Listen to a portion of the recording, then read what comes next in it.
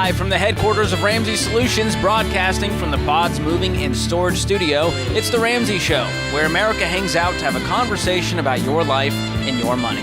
I'm George Campbell, joined this hour by my good friend, Mr. Ken Coleman, and we are excited to take your calls at 888-825-5225. That's 888-825-5225. You jump in, we'll talk about your life, your money, your work, how it all connects. And Ken is especially excited to take those work calls, especially passionate about those, because too many people in America, Ken, are frustrated with their careers, frustrated with their incomes, and you give them hope every single day. Well, that's right. You know, you're not limited. You are not limited to a good job, to an average job.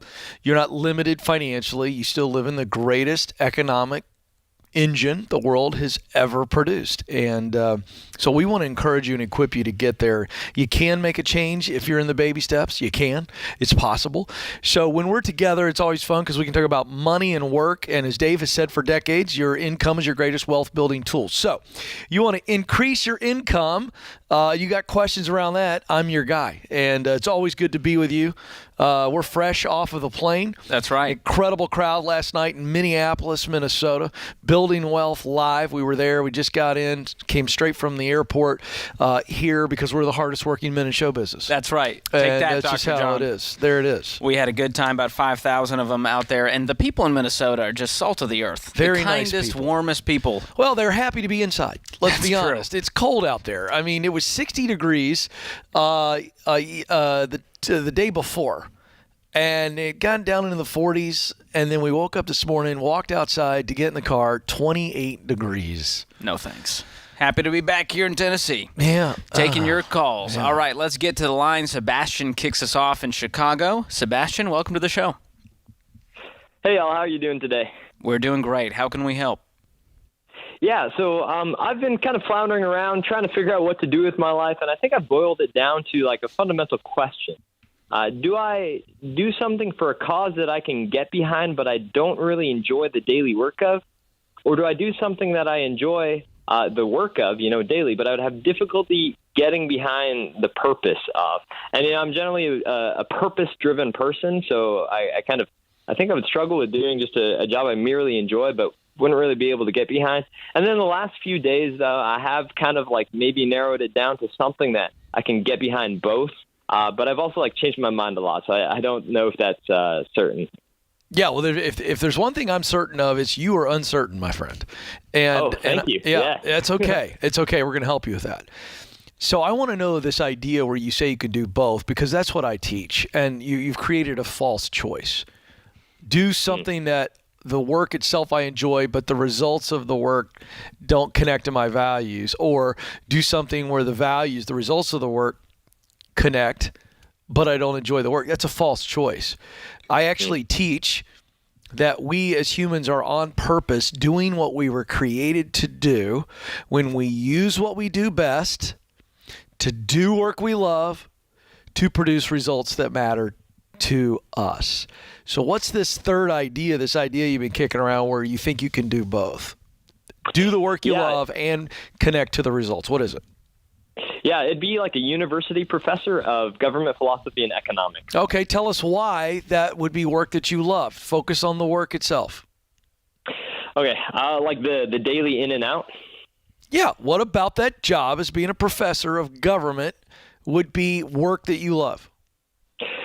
First of all, I love teaching people things. It's something I'm passionate about. I'm also phenomenal at studying. That's what I did throughout my own university career. So I'd also have the opportunity to study myself and then teach others and engage them in a way that would really challenge them to think. Like I could go and teach something like math, which is probably what I enjoy the most, but it's not something that I could really get behind. But something with government and economics, you have the opportunity to shape young minds and challenge others to think about the way that society is constructed, think about the way that governments are set up, and ask the question: is what we're doing the best way for the people? Okay. And that's especially because I've seen and I've been to other countries where it's just a mess, Okay, so you answered my next question, which is what are the values that position would allow you to connect with, and you just went ahead and answered that. So If you look at what I just said to you,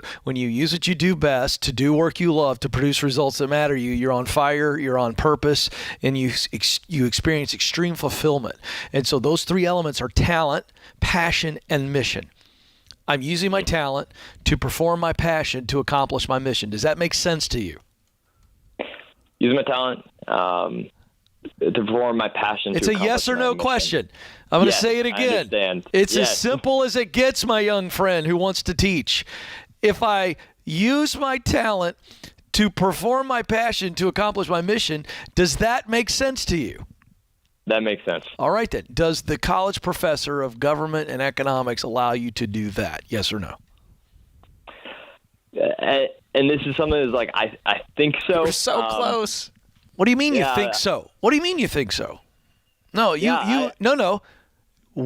Now, here's where the problem comes in. You're thinking instead of feeling. I'm not saying that's the only job for you where you can do that. But if we look at college professor of government and economics, we have to run it through that grid. It doesn't mean it's the only job for you, but it allows you to go, could I do that? Well, would I enjoy it? And would it produce results that matter to me? What's the answer? Yes or no? I guess it's the best thing that I've come across so far, you know? The answer is yes or no. Would that job allow you to fulfill? I'm not saying you got to choose it. I'm saying, would it meet the requirement? Yes or no? The answer is yes. The answer is yes. Just say yes for a second. Then I'm going to lead you further. Yes or no? Sure. Yes. All right. Now what we have to do is we say, okay, that one seems to check all the boxes, but I'm going to go do the work of clarifying and verifying. And here's what that means. You need to actually spend some time with a college professor. Coffee, lunch, talk to them, learn everything about the ins and outs of that job. The good, the bad, George, the ugly. And when you do that, Sebastian, that will then allow you to go ding, ding, ding, or eh. Does that make sense? Yes or no? That makes sense. All right. See, now we're not so locked up, right? Yeah. You don't have to get off this phone call and choose college professor. But I gave you a process by which you can know with tremendous clarity and confidence that this is what I want to do. That's been your jam. You've been all stuck on uncertainty, and I just gave you a process. So go spend time with college professors, and if it's a no, then we keep using that purpose statement plan. Let's give him, by the way, the Get Clear assessment.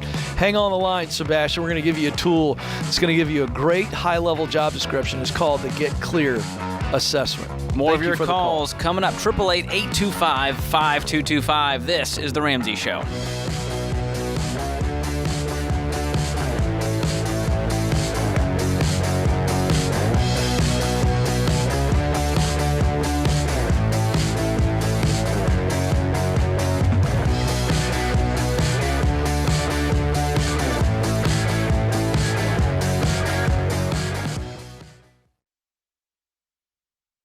Life is full of firsts.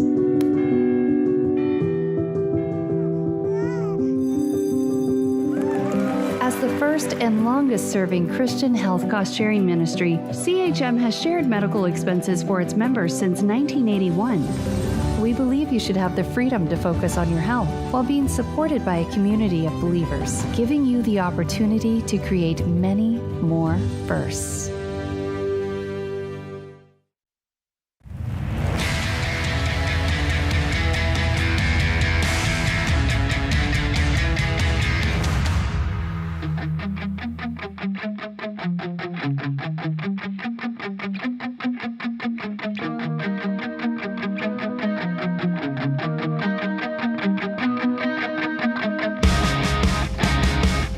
Welcome back to The Ramsey Show. I'm George Camel, joined by Ken Coleman this hour, and we are here for you, America. Give us a call at 888-825-5225. Fallon joins us up next in Fresno, California. Fallon, welcome to the show. How you doing? I'm great. Thanks for having me on. Yeah, what's going on? So I am currently on workers' comp. I'm a surgical assistant, and I got hurt. Before I got hurt, I was looking for another job. It is just I love what I do, but the culture, the environment, I wasn't very happy there. I have gone on an interview and actually have an opportunity to take a position, but I'm still on workers' comp. So do I put in my 2-week notice? Do I get off? Well, I don't know what to do now. Well, are there any terms that say you can't put in your 2 weeks while you're on workers' comp? No, there's nothing like that.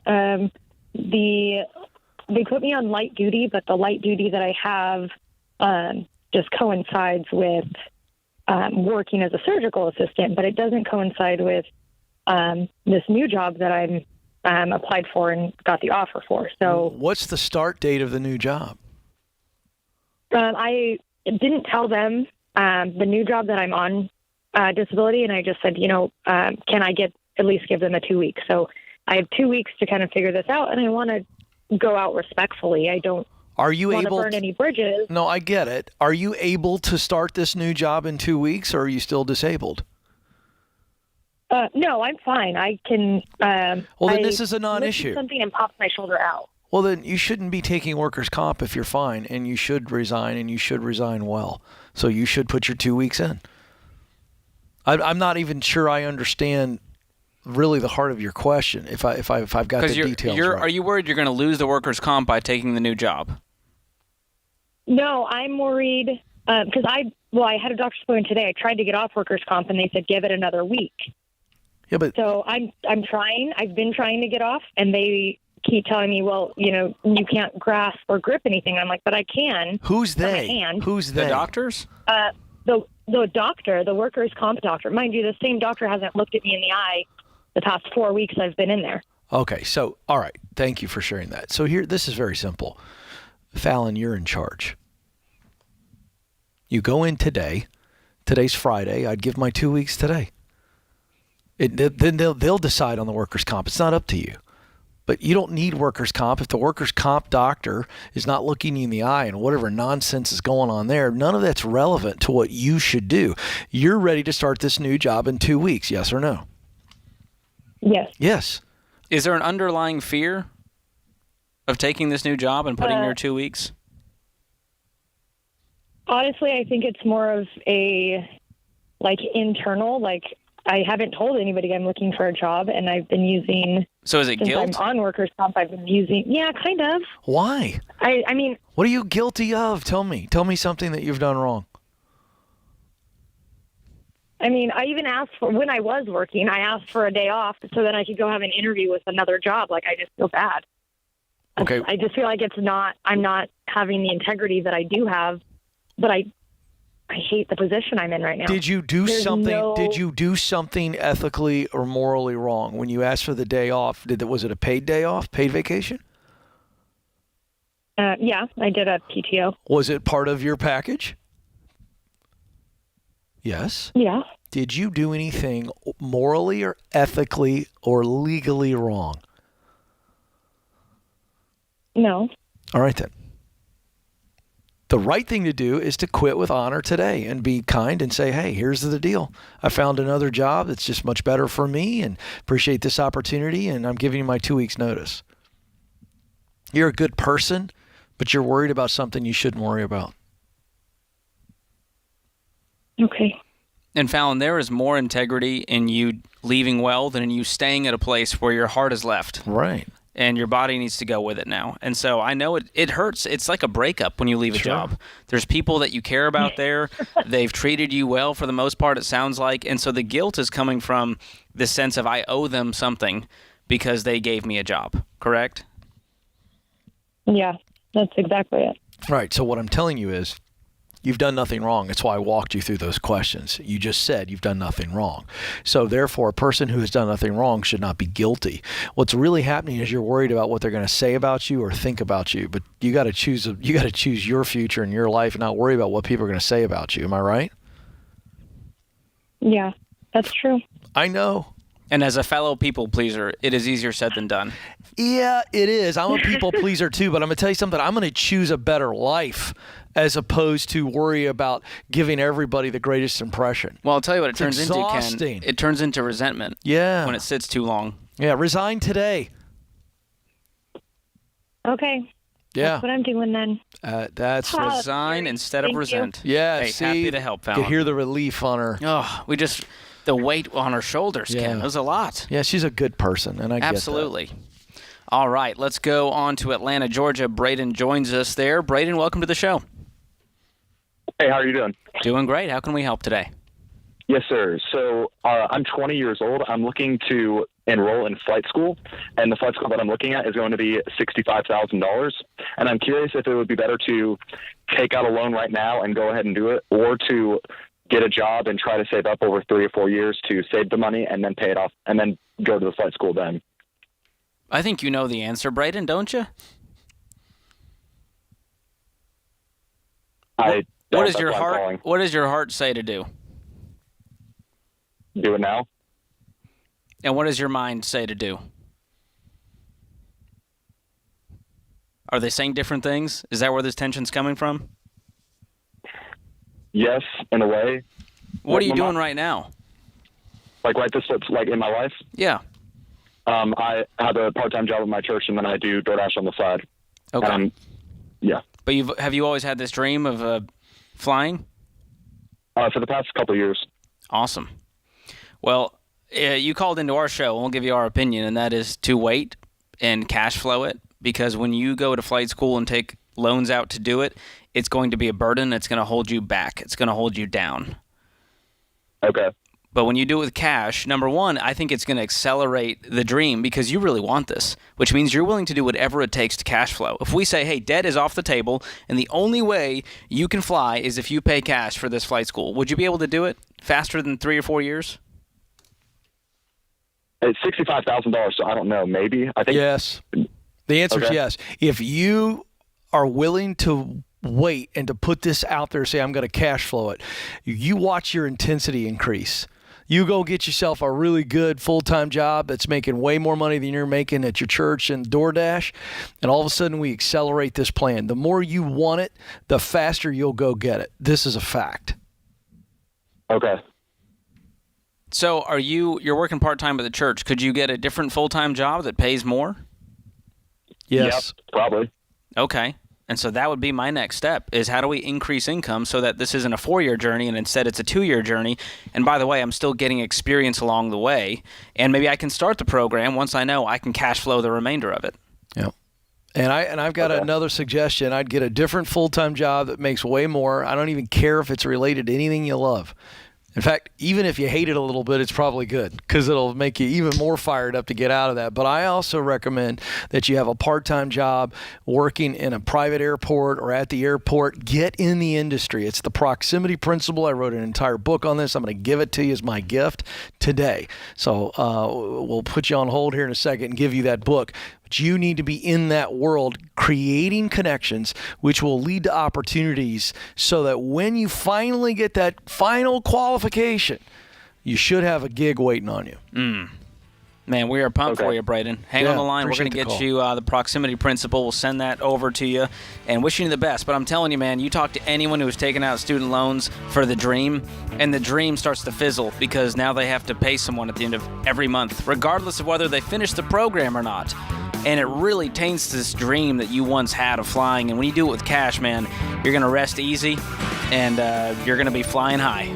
All puns intended. Thanks for the call. This is The Ramsey Show.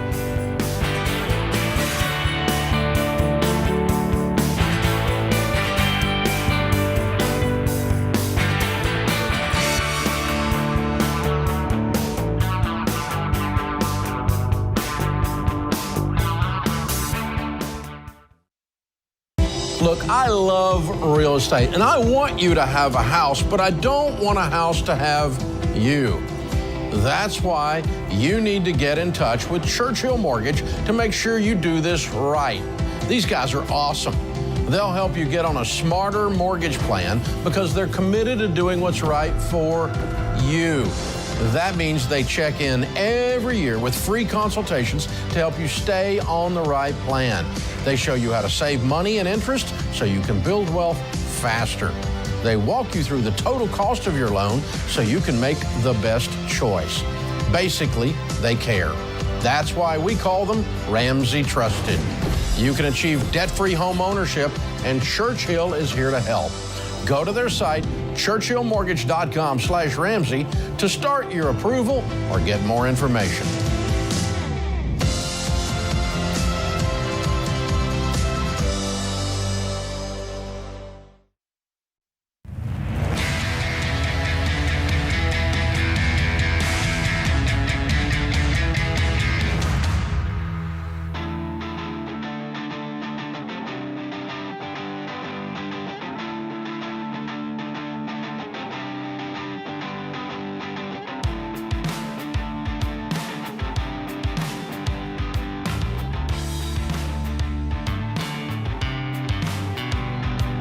Welcome back to the Ramsey Show. I'm George Camel, joined this hour by the host of the Ken Coleman Show.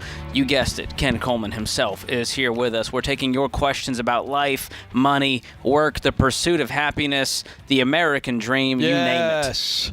Ken, by Ken the love way, that. Well, you just mentioned the American dream, and I think we need to point out that that dream is still intact because of our men and women who have served us and protect that freedom Absolutely. to pursue happiness. And here it is, Veterans Day. So I just, I don't know. When you said that, I thought, well, let's just thank those men and women who have served us, because that is a huge sacrifice. So thank you all. Yes, we are so blessed by our servicemen and women out there sacrificing for our country every day. And one of them is in the booth with us, our very own Austin on the phones. That's right. Running all the phone screening today. That's is right. a veteran himself. You know what? Very grateful. I'm going to salute him through the glass. I don't know if that's the proper angle. Thank you, Austin. But there it is. Thank you, sir. All right, let's get back to the phones. Carter joins us in Richmond, Virginia up next. Carter, welcome to the show. Hey, thanks for having me. How are you guys? We're doing great. What's going on with you? So I'm 19. I graduated high school last year. I'm not planning to go to college, and this year I'll plan to make about $40,000 with my job I'm in right now. I make about $30,000 in doing contracting and about $10,000 on a side hustle. Do you mind, Carter? I want to brag on you because that's really good money for a 19-year-old. What kind of contracting are you doing? We do like house remodels, additions, things Great. like that. So you went straight out of high school into that, huh? Pretty much, yep. You enjoy it? Oh, I do. Yeah, it's great. Yeah. Gonna make a lot of money, aren't you? Yeah, we do. All right. Sorry, I selfishly took over the call. No, that's there. great. I'm sending a little subtle message to parents across America there. Go ahead, sir, with your question. I'm just wondering, with that experience and getting there, I would really like to buy and flip a house and have it for myself here. But I'm just wondering, is it too soon for me to be able to buy them? I'm going to be able to get approved for a loan, or do I need to wait? If so, how long? I'm trying to get married in probably about 3 years or so, 2 or 3 years. So I'm not sure if I should wait till after that to buy a house, but I'd love to buy a house and be able to fix it up, and then be able to get married and move into it. Well, I love your drive. I love that you have these kinds of goals at 19 years old, and I think you're going to get there. So how much money do you have currently saved?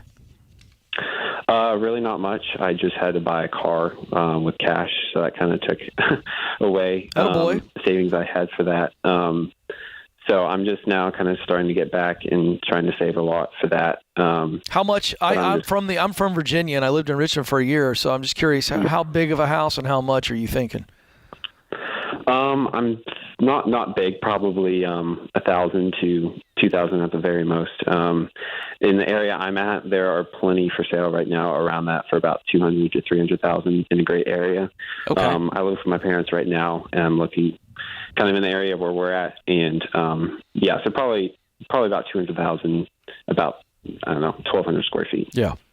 Well, I think you're onto something here, having much more focused goals, and that's what we teach when it comes to goal setting. Is we want it to be specific, measurable, in writing, yours, and you're doing that by saying, 3 years from now, I want to purchase a $250,000 house. How much do I need to be saving to be able to put down to qualify for the loan? And we have very specific parameters that I think there's a lot of wisdom to it, and that is don't do anything but a 15-year fixed-rate mortgage, where the payment is no more than a quarter of your take-home pay.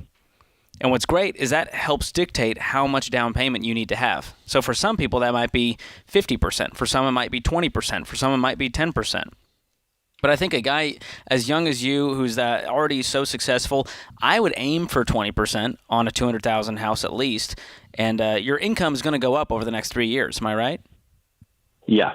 I think the cap is with my current employer is about $50,000 a year. What's the cap about? 5 households.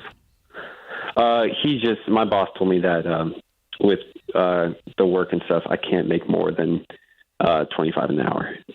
Interesting. Okay. Well, I mean, that may be true. I mean, he gets to decide that. That's the free market. But you're not capped. You may be capped in that job, but you are not capped, my friend. You know that. Yeah. So so that's why I'm trying to pick up these side hustles here, doing handyman and other things to be able to make up that extra, 10, 20% a year. That's yes, great. Sir. Yes, you keep sir. that up for another 3 years. I would wait until you're married if that's on the horizon in the next 3 years, because you need that time to save up anyways. Okay. And so I would jump on to RamseySolutions.com. You can use our mortgage calculator, and that will help dictate exactly what your down payment goal is, so you have something to aim for over the next 3 years. And that will also fuel you in your side jobs and your work you're doing every day. And, with putting a ring on it and getting married, what an exciting time for you. Mm-hmm. Yeah. You feel good about this, Carter? I think so. And one other clarifying question. If I need to have, you're saying 20% down of the total house or 20% of my income? That would be of the purchase price of the home. Okay. Of your income, it would be 25% of your take-home pay. So you're after you pay Uncle Sam, whatever's left of that, 25% should be allocated to that mortgage payment at the most. Yeah. And so if that payment is looking like 35%, 40%, you don't have enough margin to do other things, like invest and save up for a car and have fun and go on vacations. And let's not forget, Carter, you want to fix this thing up. So you're going to buy something that's got more value once you put your blood, sweat, and tears into the house. So George is absolutely right. Waiting longer is okay, because you're always going to be able to get something like that, number one. Number two, you're not married yet. That's off in the distance. And you can save up easily the $40,000 on a $200,000. That gives you your 20%. You need to save up more, in my opinion, because that gives you the cash that you need to come in and fix it up. And you knowing what the prices are of materials, you doing a lot of the work yourself, or you've probably got some buddies who are tradesmen who may be specialists. They come in. I mean, I know how this works. So you need some extra cash to get the house where you want it, so that when your new wife comes in, you carry her across the threshold. He probably doesn't even know what that is. Threshold. It's a much better house. So patience is the play here. Yeah, and with the current market, though, that things are kind of not stale, I guess, yet. But you don't think I should go now, but I should wait a while? No, you don't have the money now. George just walked you through that. And never try to time the market, because truthfully, we don't know what it's going to do. And so I'd much rather have this piece under my control and go, when I can financially afford this to where it's a blessing and not a curse, that's when I'm ready to buy a house, regardless of what the market is doing. And that's a very freeing feeling, because you're not stressed thinking about what's going to happen with the market 6 months from now. What if I got a bad deal because 6 months later it went down? I could have got a better deal. Man, with your skill set, you're going to find a deal on a fixer-upper that people passed on, and you're going to turn that thing into a butte in no time. Look at that. I love it, George. I love when you go all northern on us. That's a beaut. It's a beaut, Clark. And bada bing, bada boom. He's got a house in no time. Bada boom. But Carter, I love the energy. Ken, I love young people who have this level of maturity and drive. I was trying to stay out of the way and let you help the young man, but I just want to brag on him and, again, paint another picture for American parents and kids. For 40 or 50 years, we've been shoved a marketing message from culture coming from the federal and state governments, and higher ed has been shoving a message down our throats that college is the only way to success. And you got kids like Carter who doesn't want to darken the door of college. He doesn't need to go to college. And thankfully, he didn't go to college. What did he do? He went to work. And he's good at it. And he's 19, and he's calling us. He just paid cash for a car. And I would say the majority of his 19-year-old friends in that Richmond, Virginia area have gone to school, and they're borrowing money to get a degree they can't use and don't want to use. But here's an alternative. A tradesman at 19. I'm tired of people looking down their nose at the trades and parents being embarrassed to say, my kid didn't go to college.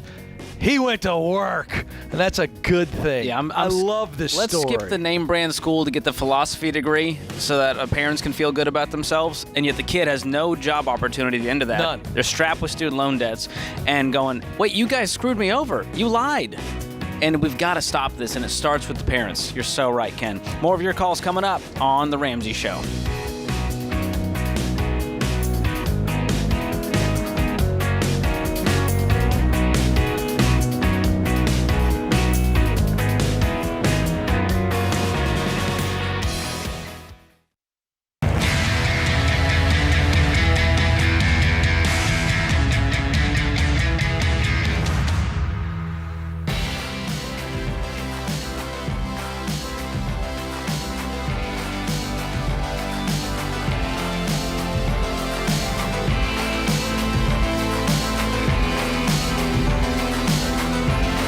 Well, folks, it is Veterans Day, and today we want to celebrate and honor all of you who have served in our military. So get this, if you're listening today and you're a veteran, thank you. Thank you from the bottom of our hearts for your service and for your sacrifice.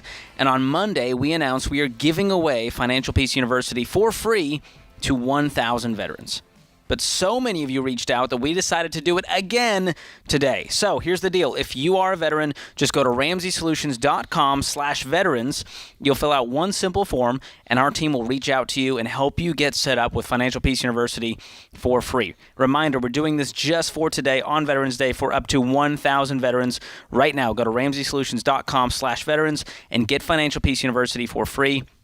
And again, from all of us, from Ken Coleman and I, from the entire Ramsey Solutions team, thank you so much for serving our country. By the way, more good news for veterans. I just saw this today. We're now seeing a trend with companies are reaching out to veterans and aggressively looking to hire veterans. Oh, I love that. Because veterans don't mind coming into the office as much and dealing with more stressful situations where you have a lot of people that have left the workplace to kind of go work from home.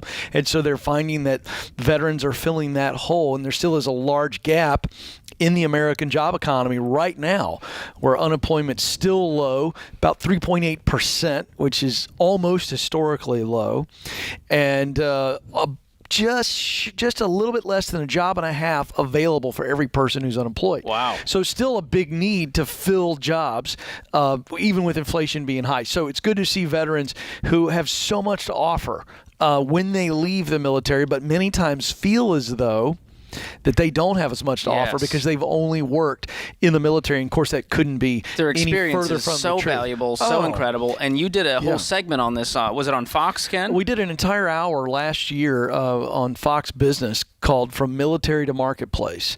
And so I do want to point out, to reach out to the Ken Coleman Show. Listen, call me.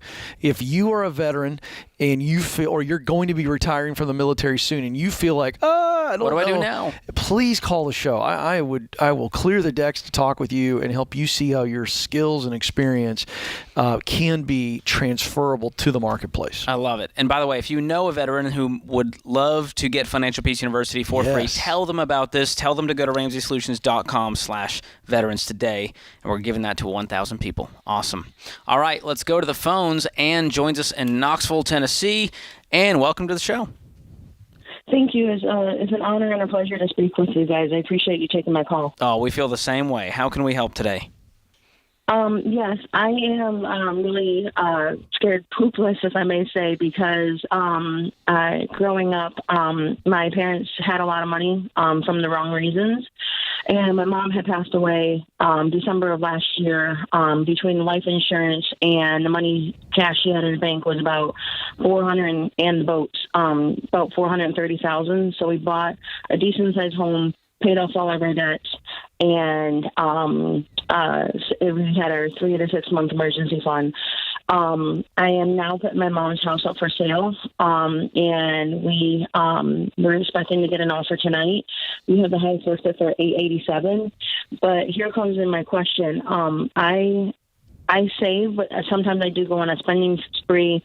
My husband's a spender. He's a disabled combat veteran, and I have a severely special needs daughter. And how do I just keep that money and to grow it and not want to have a touch it?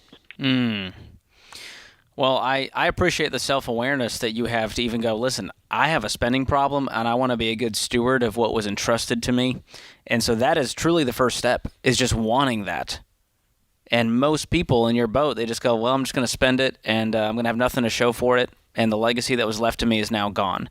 And so there's a lot of things you can do with this that will kind of force you to not spend it all. And one of those is to put it somewhere where you can't see it and you can't touch it. So have you worked with a team around this money? Do you have a good tax advisor, a good insurance agent, a good investment professional, a good tax attorney? I don't have any of that. I have a good rabbi who uses your products, and the elder at our synagogue uses your guys' services. But we were waiting until we get the money, and I'm just worried if I wait, I'm already going to come up with a million ideas of, oh, this person could use the money in the congregation, this person could use it. I could give, I want to give a lot of money to my rabbi, and just hold on, I want to put the brakes on and freeze. Yes. So I talked to a couple of trust people, but I just don't know what way is the right way, because I don't want to get into the wrong I don't want to get scammed out of something, because this is a lot of money at stake, and this can definitely change my children's lives, especially my daughter, who may never be able to move out on her own. Absolutely. Well, and people will come out of the woodwork when they find out you got a big lump of cash. And so that is why you need to be extra intentional about protecting this. And at RamseySolutions.com, you can click on Ramsey Recommends, and we have pros in all of these categories that can walk with you, that have the heart of a teacher, that we vet, that you can trust to help you make the right decisions. And by the way, they don't make any decisions for you. If anyone tries to make a decision for you, they don't have your best interest at heart. And so that is red flag number one. So get a good tax pro in your corner, get a good investing pro in your corner, and get a good insurance agent in your corner. And that is going to help you with all this. Are you working with a good real estate agent on the sale of the house? I believe I am. They do luxury homes, and they're Fathom Realty. Okay. I didn't know if you were doing for sale by owner to try to, cut some corners. No. But as long as you're working with a pro that you trust. Okay. So on the other side of this coin, you're saying, hey, I want to give a bunch of it. I want to spend. There's only three things you can do with money. You can give it, you can save it, and you can spend it. And I encourage you to do all of those things in ratios with this money. So that's what I think your homework is to do, is to sit down and go, what are the ratios here? Do we want to give 10% of this? You said you don't have any debt now? Including the house? No. Well, we have a small land debt, but that we're actually selling that. But that's only $26 a month. Okay. Yeah, I just want to jump in here to say I appreciate that you've got this fear, but that is coming from a place of a mindset to where you feel like you might be foolish with this, as opposed to going, I'm not going to be foolish with this, and I don't believe I have you. Been in the past. I know. But that's not who you are. But that's not your who identity. you are. And that's what I'm getting at. I want to challenge you to say, wait a second, I get a fresh start here. This is what I did in the past, and I've learned from that, because you certainly have. And now it's about going, I'm going to be intentional. Before, I was emotional with money. Now I'm going to be intentional with money. And I think it's replacing not just the word, but replacing the mindset to go, not anymore. I have been blessed. This is an opportunity. And so I'm going to be very disciplined, very intentional to do what George has said here, to get all of your ducks in a row, and then investing wisely, but also saying, this is how this is going to change our life. This money is going to change our life for the better, and we're going to plan every dollar of it. Exactly. And, you mentioned that you were of the Jewish faith, and there's a lot that has to say about money. And your rabbi can walk you through what that looks like. But there's still that element of, I'm a steward of this money. It was entrusted to me. I want to make the most of it. And what that means is having a long-term mindset. So it's not, what are we going to do with this money in the next year? It's, what is this going to do for us 20 years from now? I want to leave an inheritance to my grandchildren's grandchildren. Yeah. That's a very different mindset. And then you make different decisions when you use that as a filter. And so when you invest this money, let's say you put a big chunk in a taxable brokerage account outside of retirement and just let it grow. Well, hopefully that says, I'm not touching that money. I want to let that money grow. Then you take a certain portion, you say, all right, we're going to spend this much. We're going to go on one really fun trip as a legacy to mom who left this to us, and that's going to be our spending money. And then the rest, we're going to go, we're going to give 10%, and we're going to upgrade the car. And you start to do these reasonable things over a slow, longer period of time with a lot of trustworthy pros in your corner. And then you look up 20 years from now, and that money grew. And you feel really good about the intentionality you had with it. Okay. Now, the other question I have is, and I don't know how I forgot about this, but just I have one in my head and you have to forgive me. My husband this morning had given me a call, and he also found out that his last day of work is going to be the day before Thanksgiving. Okay. If the actual sale of the house goes through, and they actually do the cash offer, do I put an additional couple months aside since we already know he's going to be getting laid off? Absolutely. Put a chunk of money aside to get you through that period, and then let's get him back to work if that's the plan, ASAP. But that's the wise thing to do. Thanks so much for the call. This is The Ramsey Show. Do you love a good Dave Rant? Want to see the latest Ramsey Show videos going viral? Check out your favorite moments from The Ramsey Show on YouTube. Go watch and subscribe to The Ramsey Show channel on YouTube.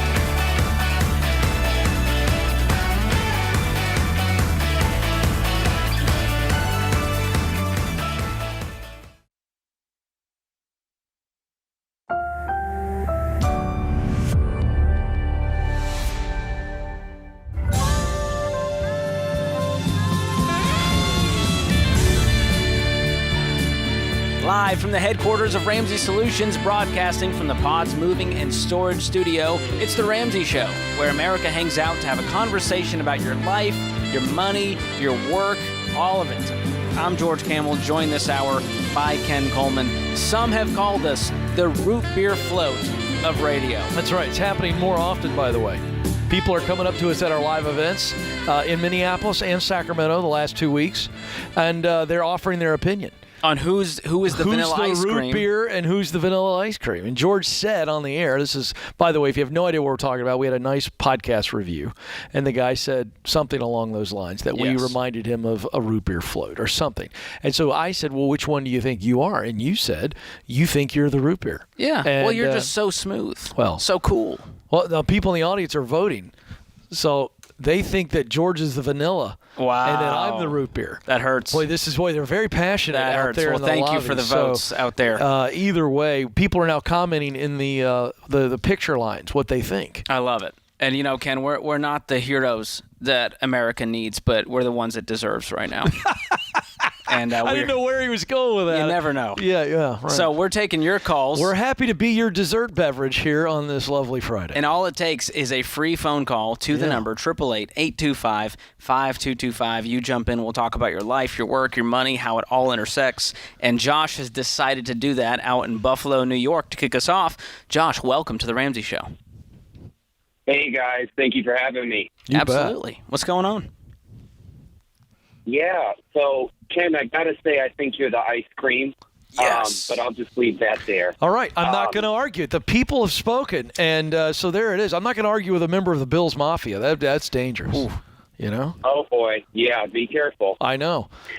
All right. Thank you, sir. So, guys, I'm feeling stagnant in my career, and I just really don't know what my next best step is.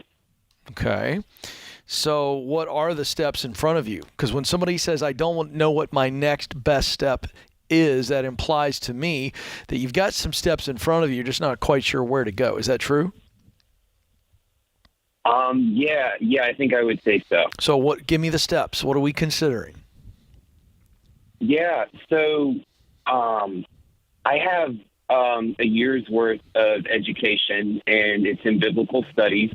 So there's a big part of me that really desires to be in ministry full time.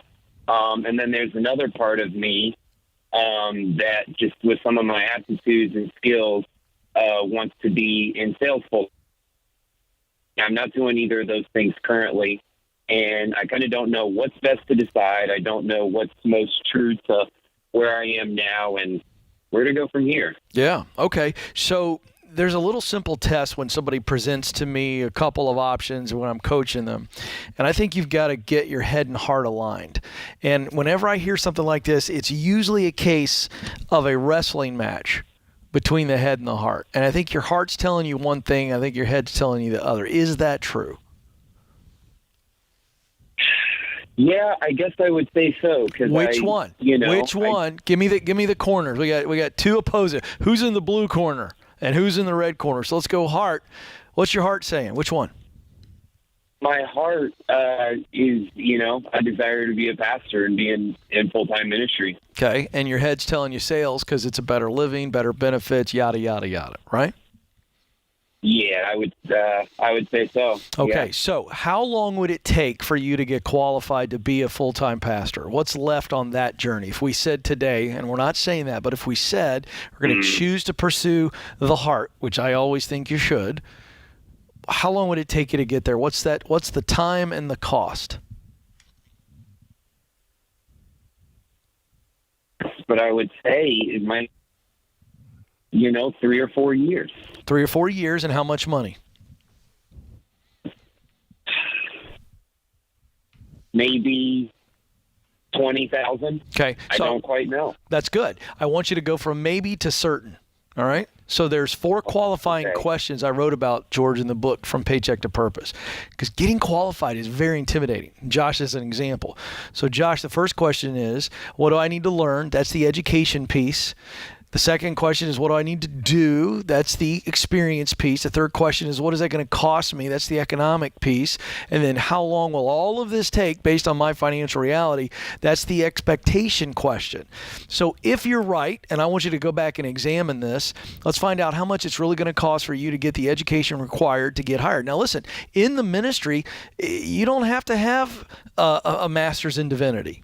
But a church may require a theology. You need to do your homework and say, what is absolutely required for me to be in full-time ministry as a pastor? And then how much is that going to cost me? And based on my financial reality, how long will that take? That's your homework assignment. Now, Josh, I want to get your head and heart aligned because I'm going to suggest to you that I'll bet you're really good in sales. You better be if you're going to try to sell people into going to heaven. Right? Yeah. So here's the deal. Probably wouldn't hurt for you to go get a full-time sales job and sell something that you can get excited about. And guess what that's going to do? That's going to get you the money you need. And you go part-time and you're selling and then you're getting the degree or whatever experience is necessary to get that full-time ministry job. But I think it's a combination. And I think it's the sales job that's going to get you in a position to step into ministry. That's what I think. Question about that? Wow. I mean, no, it's honestly getting me kind of stirred up just thinking about it as far as order of operations. I've felt at a standstill, and it's getting me pretty passionate here. From stagnant to stirred. There's your new book, Ken. There it is, we folks. Just helped Josh. I just blew the foam off the top of the root beer float. Right there. There it is. I was excited. Well, I think that really is the answer, Josh. You need to commit today to trust God and the calling on your life and go do it. You step out, he steps in. Little theology for you. And I think in the meantime, you go get a good sales job and let's go make some money that's going to take care of, put you in a place to step into that full-time ministry role really stable. Josh is just dumbfounded. He could not speak. He's speechless. All right, we'll let him go. Hey, you know what? I want to send Josh a copy of your book, From Paycheck to Purpose. Thank you, George. To equip him, to add another E to all the E's you just dropped when we want to equip him. You like that? Hey, you know what? I do want to do this really quick because people, listen, there are a lot of people listening and watching this show right now, and you know what you want to do, but you're not doing it because you're absolutely terrified on what the next step is. And so I want to get you unstuck. They're called the 4 qualifying questions. Okay? Here it is. The education question. What do I need to learn? It does not necessarily mean a diploma, but it's some level of qualification. What do I need to learn? That's the education question. Number 2, the experience question. What do I need to do? Some people try to step up high on the ladder when they got to step here on the lowest rung. Third question, the economic question. What is this education and experience going to cost me? And then third, now that I can look at the real money, I go, wait a second, based on my financial realities, how long will those first 3 steps take? That's the expectation question. Here's what happens with those 4 questions, George. We come up with clear answers and a very clearly defined plan. Guess what? It's not so scary when I can see the path forward. Well, you've said clarity breeds confidence. And that's exactly what we just did for Josh, and I love it. Awesome call. All right, we're excited for you, Josh. More of your calls coming up. 888-825-5225. This is The Ramsey Show.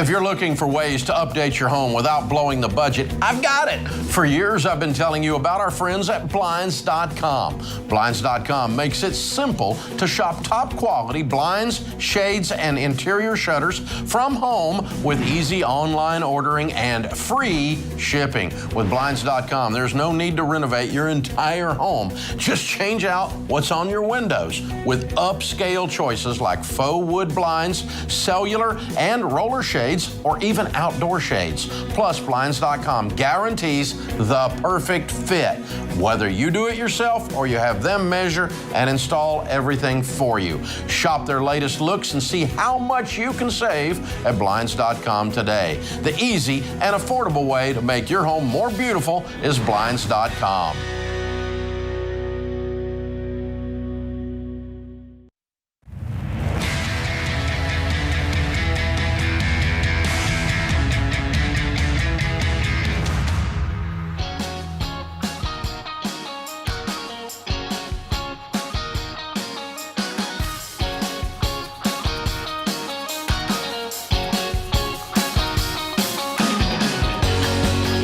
Welcome back, America, to The Ramsey Show. I'm George Camel, host of the Entree Leadership Podcast, the Fine Print Podcast, and co-host of the Smart Money Happy Hour Podcast, one of our newest shows from the Ramsey Network that I co-host with our friend Rachel Cruz. And I'm joined this hour by our friend Ken Coleman, host of the Ken Coleman Show. You can find all of those shows on the Ramsey Network or wherever you listen to podcasts. And by the way, folks, if you like this show that you're listening to right now, The Ramsey Show, please consider subscribing and leaving us a review and sharing it with friends. That is how this show grows. It's by word of mouth. It's by people like you that, hey, you got to check out this podcast. It's really inspired me on my money journey, on my work journey, on my relationship journey.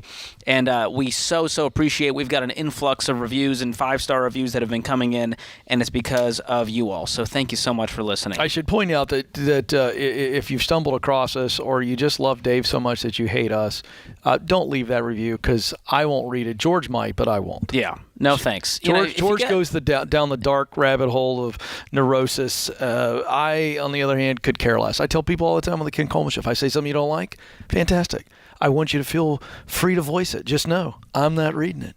It's gonna be lost in the abyss. Yeah, no, life's too short. I agree. I really, I do agree with that. And the old adage goes, if you got nothing nice to say, don't say it at all. There it is. Thanks to the internet, now the comment section, keyboard warriors, has become a lot of courage when you don't have to look somebody in the eye and say it. Agreed. Fascinating. Social media. Although you and I are little guys, nobody's afraid to say anything to us. That's fine. We can handle it. We can handle it. We got thick skin. Well, we really don't. Well, speaking of social media, Ken, there's so many videos out there. Oh, I got a video for you. Well, people keep sending them to us saying, hey, you guys got to react to this. And so there was one that went viral, and you reacted to it on the Ken Coleman Show. I did, and I told James, I said, James, I want to bring it over here, and I want you to react to this as well. I've already seen this, all right? Now, let me set this up very briefly, and we're going to pause it a few times, so stay with us. This is a very popular and viral TikTok, and this is a real sentiment. I want you to understand something. We're not about to show you this and destroy and criticize and belittle the sentiment. We will take issue with some things factually, but understand, and I want to set this up properly, there are millions and millions of Americans, George, who feel the way that this gentleman feels. So take this with a shaker of salt and understand this is why we do what we do here at Ramsey Solutions. Let's roll the video. If you're making less than $25 an hour right now, you should be terrified.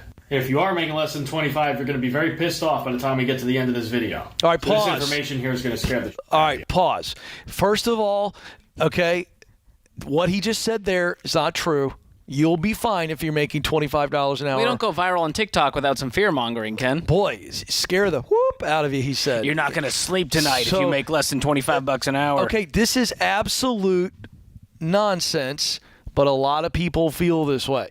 All right, now, George will tell you how we can do this later. Let's keep going.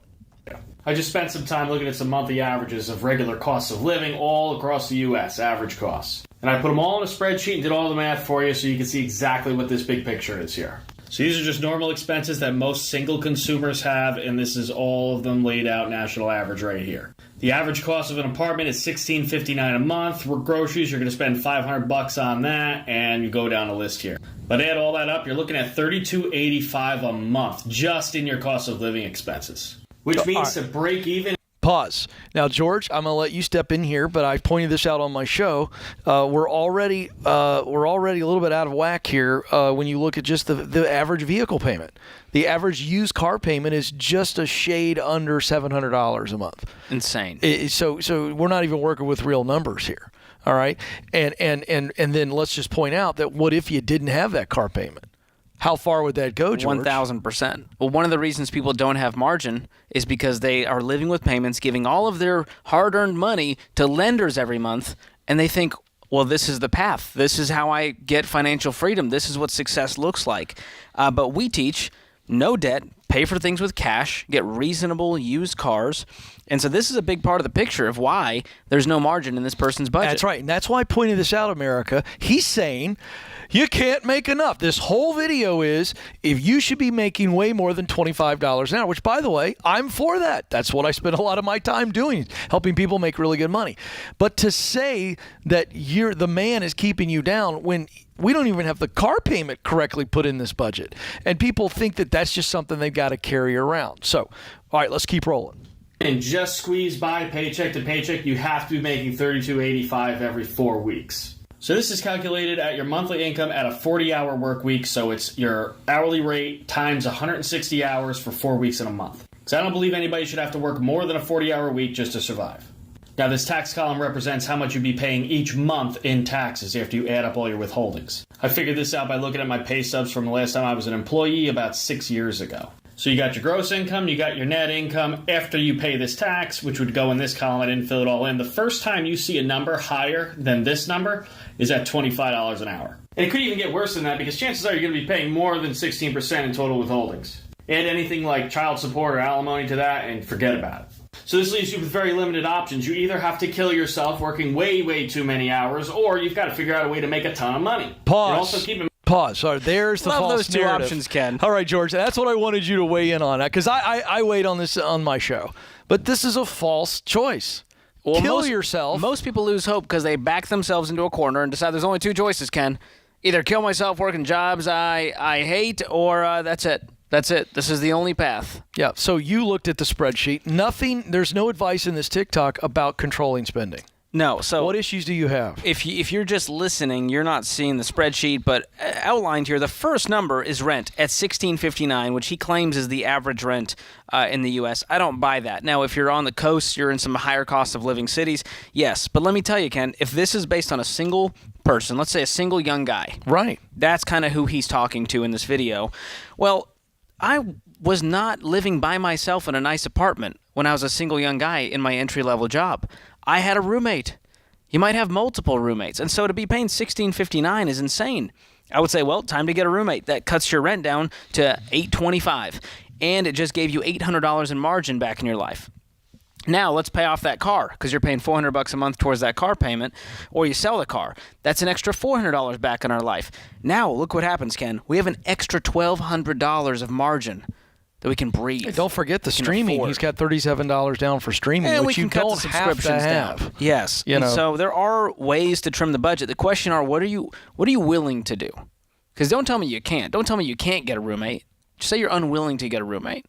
And this is for a short period of time we're sacrificing. Number one, Ken would say, well, we can help you get your income up. That's right. If you don't have enough to make ends meet because of your cost of living, and by the way, $40,000 can go a long way in Idaho, and it may not go a long way in LA. And there's the other part of the narrative. So the one is kill yourself working crazy amounts of hours, or go have to make more money. Like, that's a bad thing. The way it's positioned is like, or get a job where you make more money. Oh, like, have to bust it. I can't quiet quit, right?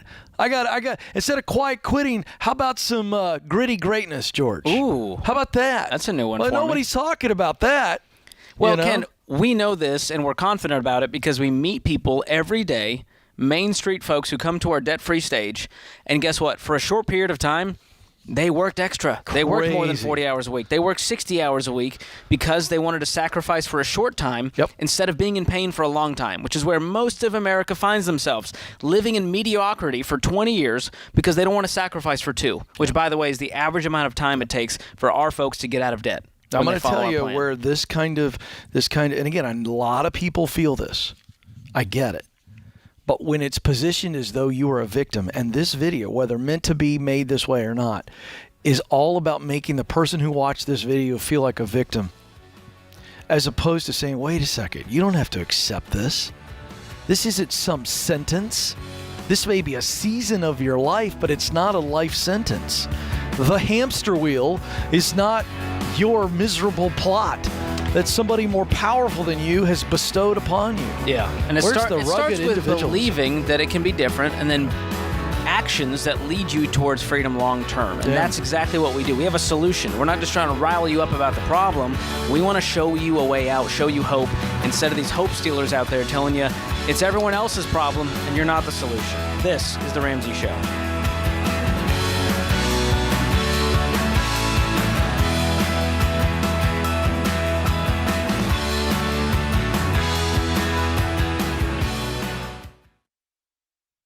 I say it all the time. If you're a business owner and you don't know your numbers, you don't know your business. And when markets are shifting, it's even more important. You've got to know where you stand so you make your next move the right move. And you don't have to be in the dark here.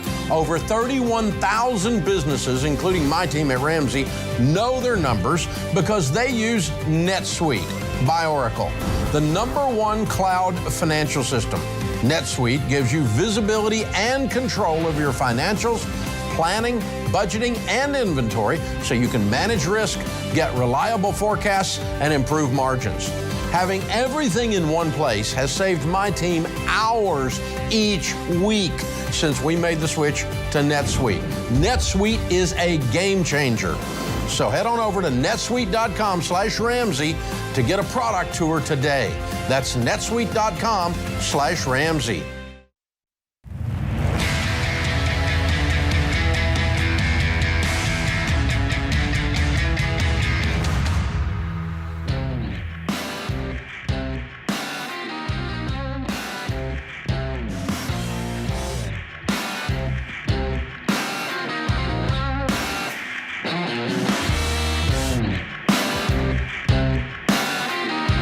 All right, folks. A few holidays going on today. One is Veterans Day, which is way more important than this other one that is totally made up, which is Singles Day. That's right. It is also. I know, Ken. Wait a second. Are you for real? This is a real thing. Singles Day? As in people who are not married? Exactly. Oh, my God. And we want to make sure they are seen today. And it's not just a day to celebrate the bachelor life. That's probably a good idea. There's a reason they're not married. They're not being seen enough. Well, here's the good news, Ken. We love any excuse to give folks a great deal for Christmas. So we decided, let's throw a Singles Day, one-day sale. Today only, the Ramsey Singles Day sale is happening at RamseySolutions.com. And so today only, single or not, you can find the best prices on gifts for everyone. This one-day sale truly has some great deals there, like our friend Ken Coleman right next to me. His Increase Your Income bundle. It's got everything you need to get a better paycheck and find the work you were born to do. Get yourself a spouse. That's part of the. That's part of that's in there. That's a kind of an indirect play there. That's a way to increase the income, dual income. Yeah, that's it. That's it. Well, the bundle's normally $40. Today, we put it on sale for just $24. We also have our friend Dr. John Deloney's best-selling audiobook, Redefining Anxiety, for just $7. Wow. You can also gift your loved ones the #1 plan millions have used to pay off debt with a Total Money Makeover bundle, which is just $25. And these Singles Day deals aren't just for grown-ups, Ken. We included the kids here, so forget about the toys that break and give the kids a lifetime of hope with our Adventure Pack. And these deals are, again, just for today only for Singles Day. Shop all of the gifts and more at RamseySolutions.com. George, I've been married more than I've been single.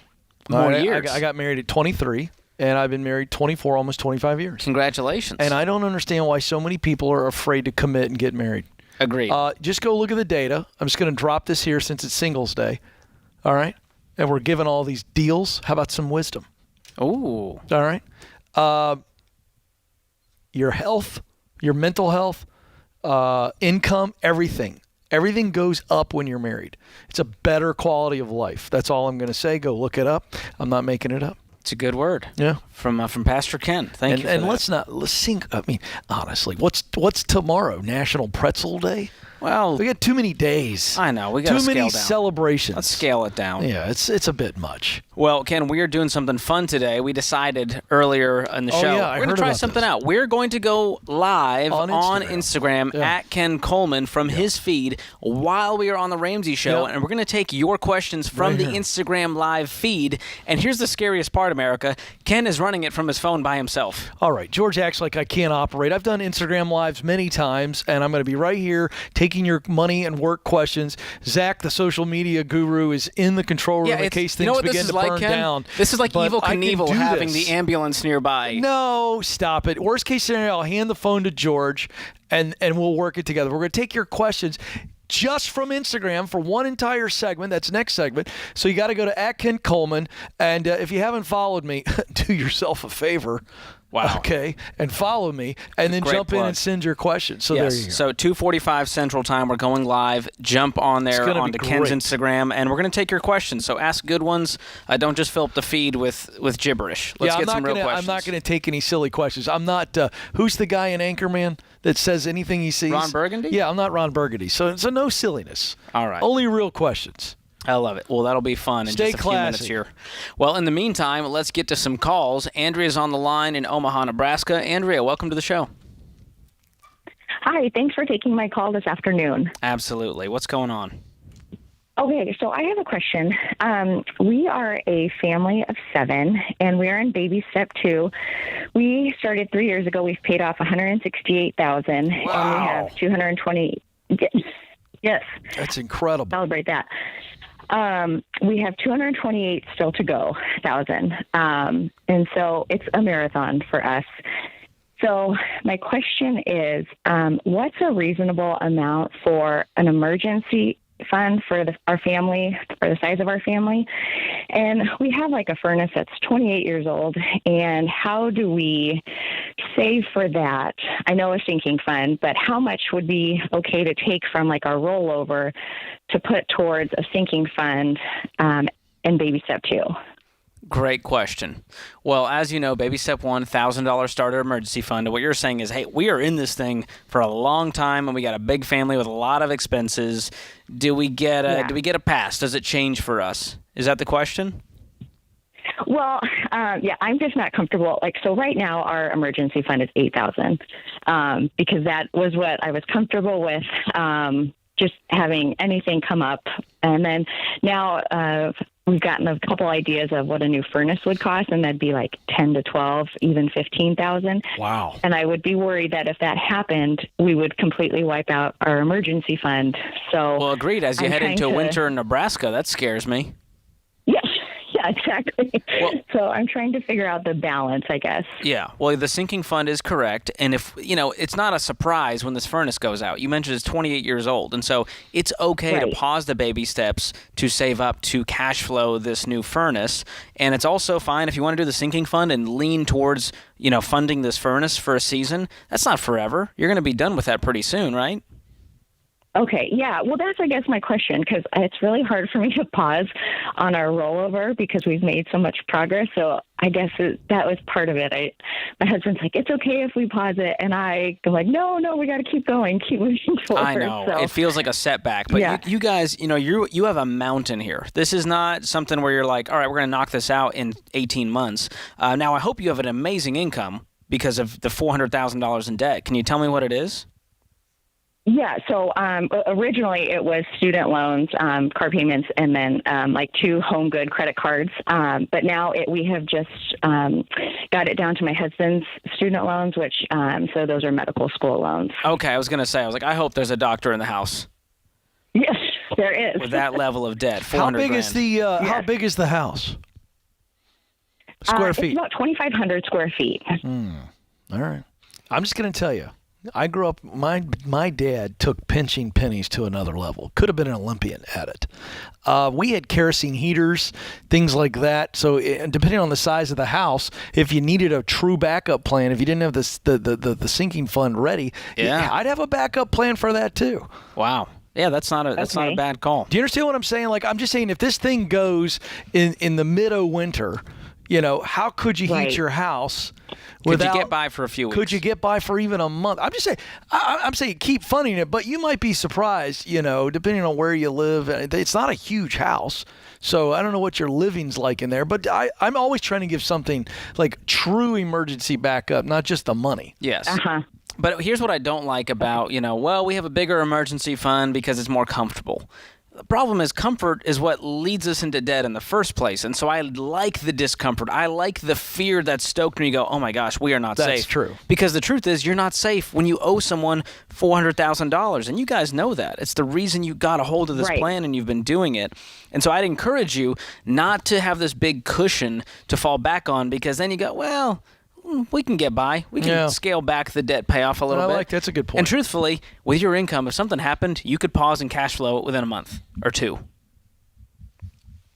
Yeah, you guys are making, and we haven't touched that emergency fund, and so that has been strictly. I think I just have a fear of one of the kids and going to the hospital, and then there it is. That's Well, even then, you're not required to. You could get on a payment plan, and you could pay it off really quickly. No, I don't want that either. Oh, I understand. I know, but I'm walking you through the worst case scenario. Yeah, Can I just? Okay. I'm gonna hit you with real life here, Andrea. So Stacy and I, same deal. Large emergency fund. We had it fully funded, and both of my boys play football. Both had surgery. Both this season.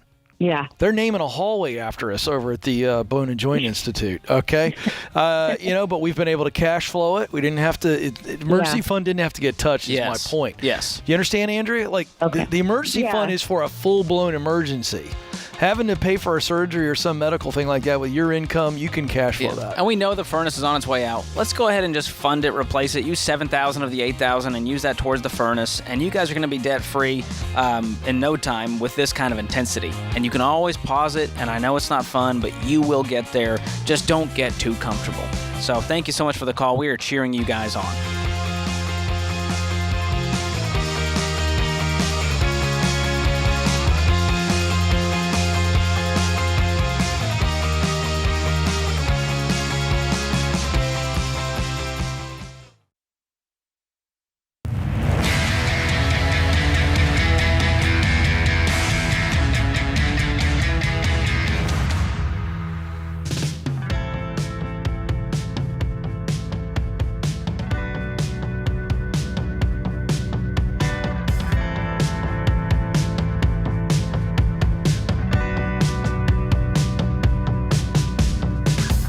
Welcome back to the Ramsey Show. As we mentioned in our previous segment, we are going live, and we are live right now on Ken Coleman's Instagram feed. Yeah. On top of being live on the Ramsey Show, it's like rubbing my belly and trying to tap my head at the same time. It's very confusing. I never did that well. But we promised the folks on Instagram we'd answer a few of their questions, and so that's what you guys get to hear on the Ramsey Show. And Ken, we got a great one already. Yeah, the lovely B is the first question we're going to read. I got offered a new job that's more pay. Should I take it? I love the job I have now, but it's $10 more an hour. Ooh! Now, this is the wrestling match, right? Do I take more money, George? The brain is always going to go, take more money, but her heart's going, I love where I am. And this is a legit wrestling match here. So here is the answer. Lovely B, you better write down why you love your current job. Why do you love that current job? Let's get real specific about it. And then let's look at this new job offer and say, is there anything about this new job offer that pays me $10 more an hour that is similar, and can I get to I could love this new job? If the answer is no, I'd probably pass on the $10 more an hour. So there you go. That's good wisdom. Right. I got another one here from Joklahoma State. Joklahoma is his name? Is it the wrong time to buy a house right now? And that's a great question, Ken. A lot of people are freaking out. They're trying to time this housing market, which is so unpredictable. And the truth is, there's never a wrong time to buy the house if you can financially afford the house. And what we mean by that is a 15-year fixed-rate mortgage with a payment that's no more than a quarter of your take-home pay. And by the way, interest rates are high, I know that, but guess what? You can refinance when interest rates go back down. And so that's not the end of the world. I know it's not fun to have that extra in your payment, but if you can still withstand it with that 25% threshold, then yes, it's a great time to buy a house. It's a great time. All right, here's another one. Pragland64 says, Guys, talk about the court. The Texas judge halting the loan forgiveness. This is big news. Not much to talk about except to say, I told you so. My audience knows this. It's unconstitutional. Look it up. We learned about this in the 5th or 6th grade, folks. This is not political. It's just the Constitution. I love that Ken is like, Google the Constitution, bro. That's his advice. Well, he doesn't have the authority to do it, and we knew it was going to be challenged, so that's why we tell you to pay off your loans. All right, another one, George. Let's see here. What do we got? Can you explain how to win with LinkedIn? Interesting, George. Now, you were a social media specialist before you became a Ramsey personality. Give us 30 seconds on how to win with LinkedIn. Number one, it's not just to throw things at people and just always be posting. You need to engage. You need to jump into other people's conversations, be commenting, be messaging, really try to connect. This is not the time to do your cold sales pitch. This is the time to actually be a person. And the more you do that, the more you will win, on top of posting quality content on there, your insights, your experience. That's what people want to see. All right. Let's see. Demona roll, if I'm saying that right. What's more important, 401k or 529? Oh, well, I don't see depends. them as separate. That's baby step 4 and 5. You should be doing both. Start with 15% of your income into retirement, into the 401k. Then you can move to the 529 and put as much as you can into there. By the way, if you're joining the Ramsey Show right now, you just popped in. George Campbell and I are answering questions live from Instagram viewers at Ken Coleman. If you head on over there, we're doing just Instagram live questions. Here's Jaradina80. Love the random usernames. It always tickles me. How to become more confident in your life and work? One simple answer. I believe that the key to confidence is clarity. I don't care what area of your life it is. Confidence comes when we're clear. But when we're not clear, in other words, we're doubtful, that's very natural to not have confidence. So if it's confidence in money, confidence in your relationships, confidence in your work, get clear. Get to the bottom of where the doubt's coming from, and then address that. You're going to be confident. That's good. I got one from Ambit Media. When should we downsize our home to be debt-free sooner? This is a great question. It is not the right path for everyone, and truthfully, a lot of people use it as a shortcut, Ken, because they don't want to do the hard work, and it feels like they can leapfrog. And for some people, it does make sense. But if you can be debt-free within 2 years without selling the home, don't sell the home, because it's a headache and there's a lot of fees involved, and you got to turn around and then buy another home. And so don't do it unless it's a drastic situation and you already have way too much house and the payment's killing you, and it will help you become debt-free that much sooner. Oh, George, watch out. Now this is going to get, oh boy, potentially controversial. This is from Inchy Squinchy, which, by the way... Is that the controversial part? No, well, it might be, depending on how you get offended these days. But it is the username. Hi, Ken. My boyfriend of 11 months is not on board with the Ramsey ways or the baby steps. I love him so much, and I'm terrified to break it off. Please advise me, as if I was your daughter. Wow, Ken, you're that old. Inchy Squinchy. You're that I am old. now officially That's the real. old man of the Ramsey Show. And here's what I would tell you. If you were Josie, my daughter, you give him the ultimatum, and you explain why. If we're going to go to the next level in our relationship, we have got to be on the same page about money, or else why are we dating? I'm not doing this just to have a buddy or a pal. And so I would give him the ultimatum to say, this is what I believe about money, and if you don't believe that way, I totally get it, but you and I aren't right for each other, and I would say, I'm out. George? Ken, this is a hot one I got to jump in on. Hollis Robinson said, I'm afraid to choose a career. I want to make sure God approves of the career. Ooh. Well, I don't like that. What is the heart behind that? Well, I think it comes from a good place, but God doesn't give us the stamp of approval that I think we expect him to. What he does is give us judgment. He gives us discernment, gave us a heart. And I can tell you, if you use what I teach, and this job allows you to use what you do best, that's talent that God gave you. It allows you to do something you love. That's the heart that God gave you. And it allows you to create results that matter to you. Again, that's the discernment that God gave you. That is the approval. Go for it. Let's just answer a fun one here, Ken, from Jeff Bush. By the way, if you just jumped in, George and I are answering questions on Instagram Live at Ken Coleman if you want to jump in. If you're confused by the manic spree that we're on answering questions. These are fast and furious. Is it true, from Jeff Bush photo video, that George had a real-life camel at his wedding. And yes, that is 100% That is true. absolutely true. I can confirm this, and it's not fake news. The 20-second story is we won a free local wedding contest, a $28,000 wedding package, and so I thought, I'm going to spring $700 to get a guy to bring a camel to this wedding as a photo op, just to be silly and fun. George, I got a fun one for you. Red Sewing says, best way to save for college as a high schooler who has a small business. Oh, that's incredible. Well, number one, live on as little as you can make and throw as much as you can into savings. You don't have a ton of time, so I would not put it in the stock market, but a high-yield savings account is a great place to store that money as you continue to work. And scholarships. Make sure you're applying for scholarships as an extra part-time job. Yeah. Sean Perriello says, how do you stay motivated at a job that won't train someone for 2 years? Salary triples after the training. I'd say, Sean, do you want to be there long-term? Forget the 2 years and the tripling of the salary. Do you want to be there long-term? If you do, patience. It's a beautiful thing. Wait. Crush the now. You'll get the next. Anything worth doing or getting is worth waiting. Here's one from Ben Wilson. How do you get out of debt when you have 2 full-time jobs and nothing to cut back on? Wow. Well, if you don't have any margin to throw at the debt with 2 full-time jobs, you're not getting paid enough at either of them. So Ken would say you got to get better jobs. That's it. Better paycheck. This is fun. This is, again, see, you already mentioned this, guys, but I think this is fun. He may be in the lobby. Would you rather fight a 1 horse-sized duck or a 6 duck-sized horse? Oh, this is a classic conundrum, Ken. I got to tell you, I'm going with the smaller. Yeah, the duck-sized horses. Smaller of the two. I can take them. Boy, there you go. There's my Ron Burgundy moment. Let's see. Ken, what are the dangers of remote work? What would scare you away? I think 2 things. Number one, not having the relationship that you get from collaboration and being around coworkers and feeling lonely. That could be a danger of remote work. And the second, out of sight, out of mind. If your leader doesn't see you, hear you, and it gets to a layoff situation, you could be the first one on the block. That is a danger.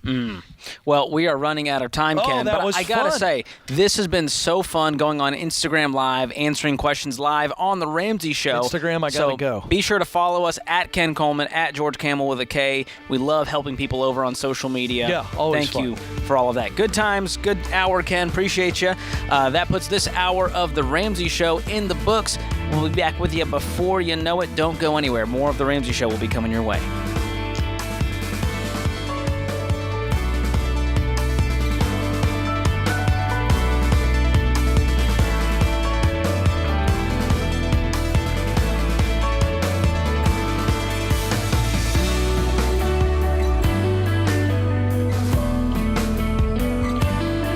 Hey folks, Ken Coleman here. Did you know The Ramsey Show is one of the most popular podcasts in the world?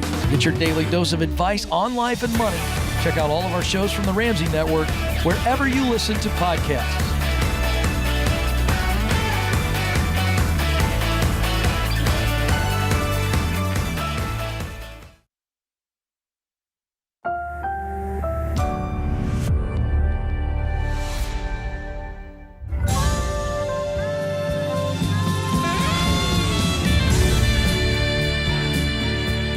Live from the headquarters of Ramsey Solutions, broadcasting from the Pods Moving and Storage Studio, it's The Ramsey Show, where America hangs out to have a conversation about your life and your money. I'm Ramsey personality George Camel, joined by my colleague Ken Coleman this hour, and we are taking your calls at 888-825-5225. I would love to help you with any money questions, crossroads you're facing in your life, and Ken is he's the man when it comes to your work, your purpose, your career, how to navigate all of those challenges, and we are both here to talk about the intersection of all of that. So 888-825-5225 is the number to call, and Kyle kicks us off in my hometown, the great city of Boston, Massachusetts. Kyle, welcome to the show. Hey, thanks for taking my call. How you doing? Good. So I have less of a numbers question and more of a philosophical question. So just for some background, I'm 24 years old. I've been working for the federal government since I was 18. So on paper, my job is amazing, great retirement, great benefits. I make great money for my age. But ever since COVID happened, we're fully remote now. And, in terms of my mental health, I think things have deteriorated a little bit. And I guess ultimately, before I keep on blabbering, my question is it bad that the only fulfillment my job is giving me is a paycheck? Yeah. It is. That's why I wrote my last book, From Paycheck to Purpose, because if we look at work and experience work as just a thing that we do for provision, slowly our soul seeps out of our body. I don't apologize for saying this. I believe that we were created to contribute through our work. I was just reading something today on the plane back from Minneapolis. That a professor out of University of California did 20 years of research studying people. And they found that the good stress, meaning the stress from a challenge is something that it pushes us. We're able to do it, but it pushes us. And it rewards us when we meet that challenge in work, that the longer we do that, the longer we live, that we're healthier. So this is the way that the human body and the soul, we are spirits. This is the way we're wired. And so absolutely, and it's already happening to you. You're 24 years of age, and your soul is slowly seeping out of your body. And if you just think about the average American, Kyle, spends, and you're on the front end of this, 90,000 plus hours at work in their lifetime, Monday through Friday. And you go in and you have no fulfillment, what's going to happen is, and it's more intense for some people than others, but the undercurrent begins to go, wait a second, my work doesn't matter to me. And then we start to say, do I matter? Whew. And now that can get really intense. You're starting to feel that, yeah? Yeah, and just, it's just hard because, I have a great boss, but the work just isn't challenging. But then I think, I'm already making $80,000, and I basically have a ladder that'll take me up to $150,000. So then I think, even if my job isn't giving me fulfillment, maybe I can devote every other hour of the day to doing things that fulfill my time. But like you said, that 90,000 hour number is pretty staggering, Yeah, well, so you make a very good point, and I'm glad you brought this up. So you could choose that path to say, I'm going to stay in this path, and I'm going to eventually get up the ladder and make $150,000, have all this government, retirement accounts and all these things. And then I'm going to find fulfillment, in volunteering at nights and weekends. You could choose that. And I'm not going to say that that is wrong. I don't think this is a right or wrong, but I would challenge you that that is a less than choice. You could leave the government sector and go to the private sector and make as much and completely more and actually do something that fulfills you.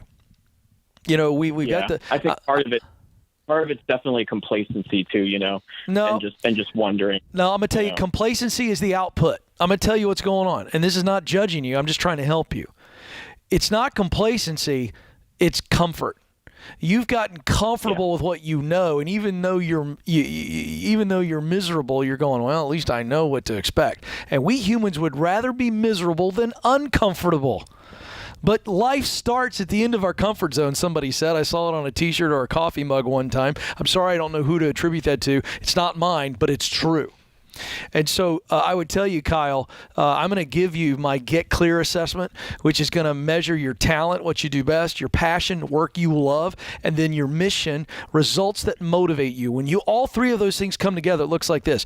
You're using what you do best to do what you love to produce results that matter to you. Let me tell you what's happening. You're on fire. You can't burn out. That flame cannot be extinguished because you are doing what your Creator put you on this planet to do.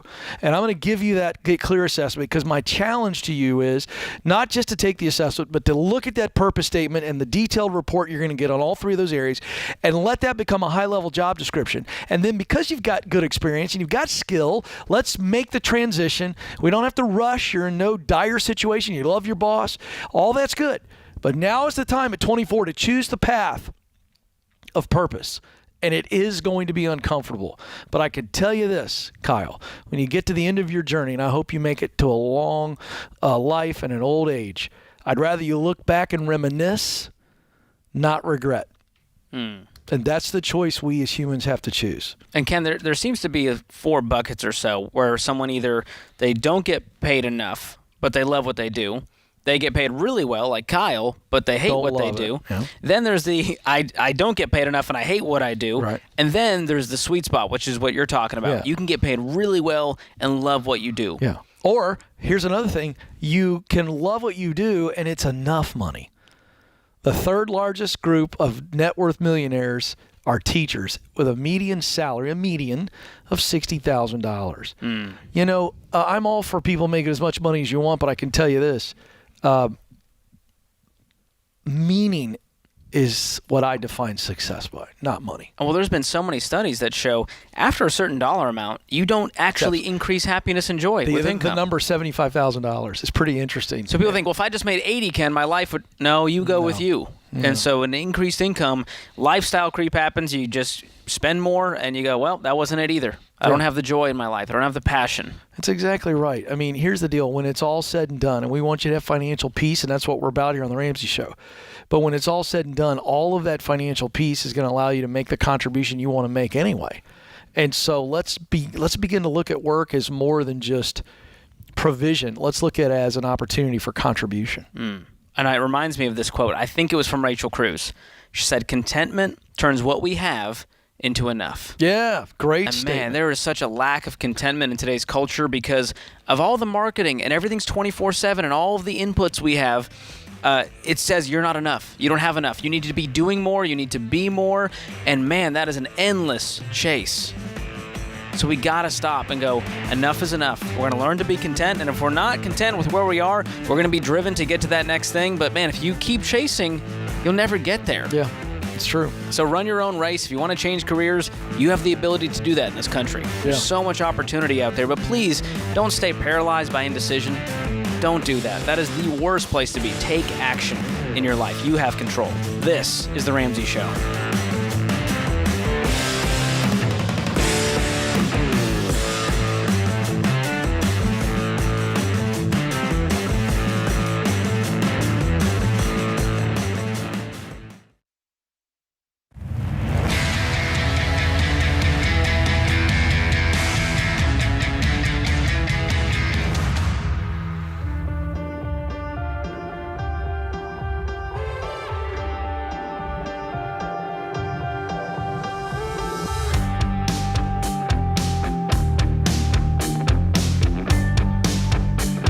You're listening to The Ramsey Show. I'm Ramsey personality George Camel, joined by Ken Coleman this hour, and we're taking your calls at 888-825-5225.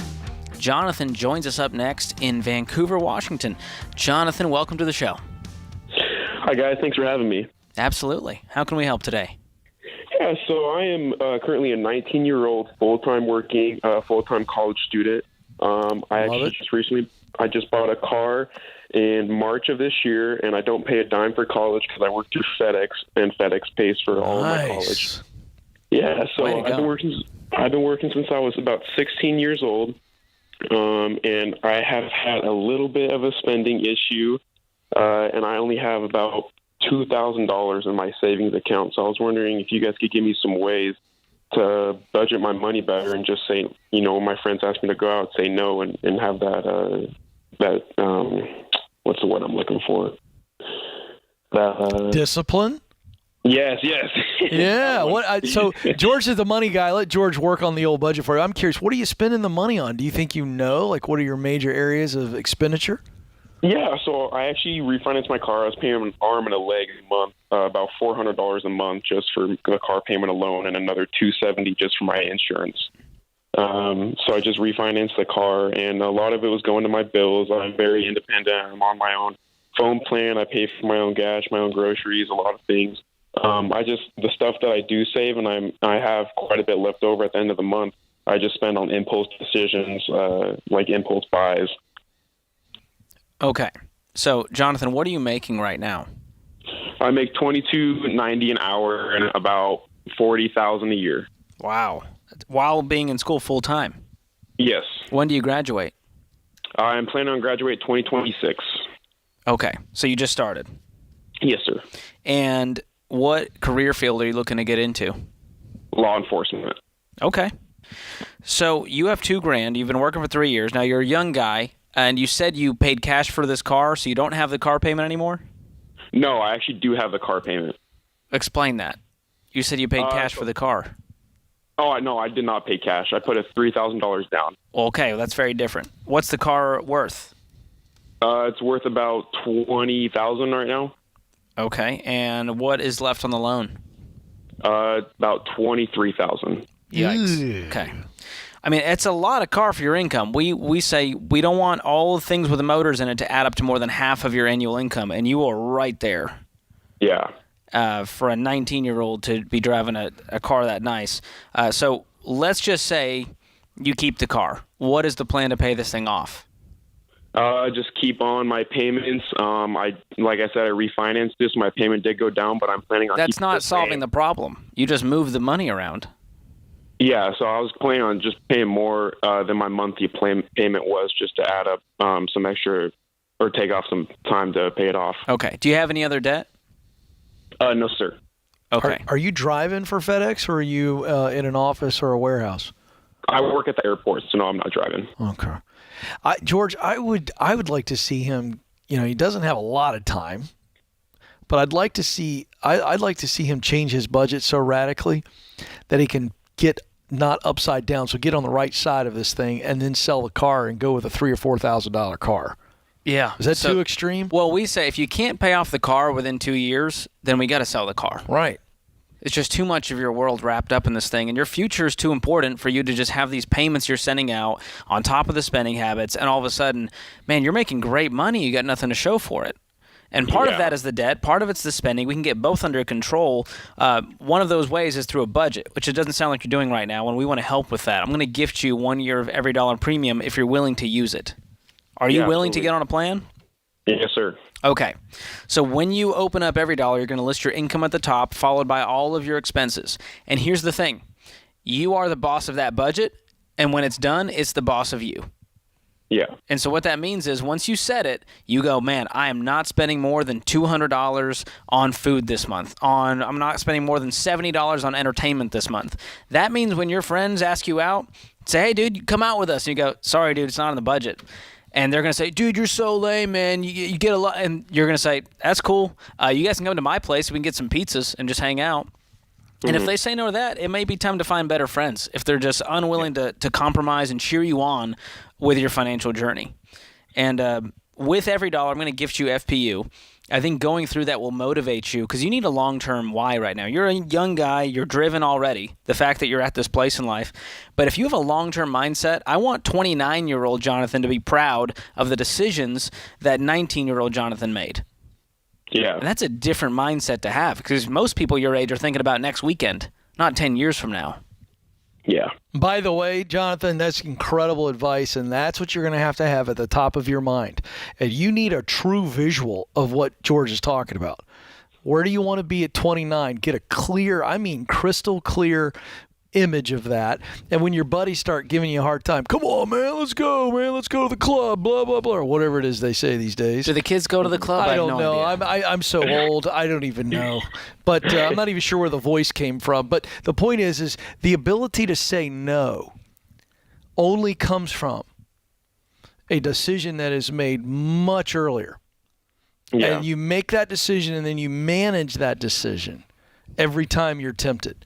You make the big decisions early in life, and then you manage those decisions the rest of your life. A lot of wisdom in that, Ken. Well, thank you so much for the call, Jonathan. Hang on the line. We're going to gift you 1 year of Financial Peace University as well as every dollar premium. Get your friends involved. Get them on the plan too, man. That'll get you guys going. Yeah, they're all broke.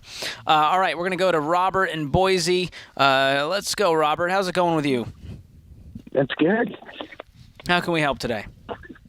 Okay, so I had a TSP question. All right. Or actually two questions about the thrift savings plan. I retired last December. Congrats. Thank you. Worked at the Border Patrol for 21 years. Wow. But since then, because of COVID and because of backlog of people retiring, I haven't got my full pension yet. It's been almost 12 months, so I'm getting a partial. So right now, between child support and rent, I'm coming out at zero. So I'm trying not to dip into my TSP at all if I can help it, because it's taken a hit over the last year or so. So it's drastically reduced. And then I've got friends who are taking their TSP and going to like a private, someone, I don't know, like Lincoln Financial or someone where they can still play with it and make some money. I've got it just kind of sitting there doing nothing right now. Okay. So questions are, do I dip into it? Because I got to pay some bills. I'm going into debt further and further using credit cards and everything, waiting for the government to come through with my full pension. And the second part is, do I shift it over to a private company where I can possibly make money on it? Well, number one, on my TSP. I never wait on the government to do anything in my life because you're going to be waiting a long time, as you know. So number one, I'm cutting up the cards, and debt is not going to be an option. And if we need to adjust the budget, if we need to go get some work right now, even though we're retired, I'm going to do that to stop the bleeding. Number two, I wouldn't just jump out of the TSP and go play with it elsewhere in the private sector. I don't think that's wise either. Now, you can, if you need some of it to live right now, that's okay. But I would be working with a financial advisor. You can connect with a SmartVestor Pro. Those are the ones that we vet over at RamseySolutions.com. We've got some in the Boise area who can walk you through the best decision to make with that chunk of money that you have in the TSP, if it's worth moving somewhere else, if you can make more elsewhere. But I would not just go cash it out to survive, because you're not stopping the actual behavior that's causing us to feel this pain. Right. Okay. I'm sorry you're going through this, man. That's tough to go. I worked 21 years, Ken, and the government said they were going to take care of me, and here we are, and they're kicking the can down the road. That frustrates me to no end, and I hate that you may have to go back to work for a little bit to make ends meet. But, man, that credit card is a rubber crutch. It's not setting you up for success. It's not a blessing in your life. Cut it up. Get on a budget. Use that debit card, and we hope that you win in retirement and live your best life. Thanks for the call, man. This is The Ramsey Show.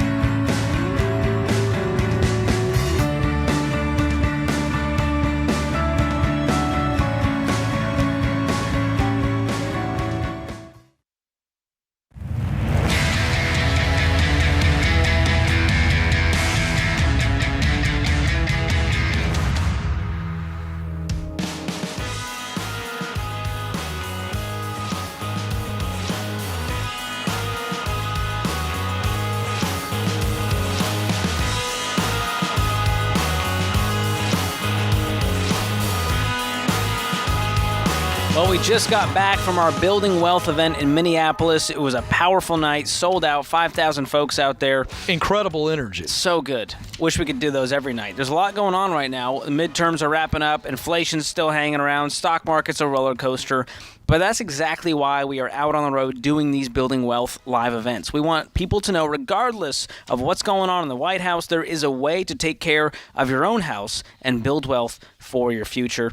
And our Building Wealth live events have been such a hit that last week we added more cities to our spring lineup. It's going to be me, Dave Ramsey, Rachel Cruz, Ken Coleman, Dr. John Deloney. We're going to be in Nashville on January 12th and on Salt Lake City. A home event. A little hometown show, Ken. I like that. Get to go home. In January. Okay. And Salt Lake City on April 24th. Oh. And tickets are on sale right now, and they start at just $39. And you don't want to wait to get these passes because our other events have sold out very quickly, especially the VIP level passes, and general admission is moving fast as well.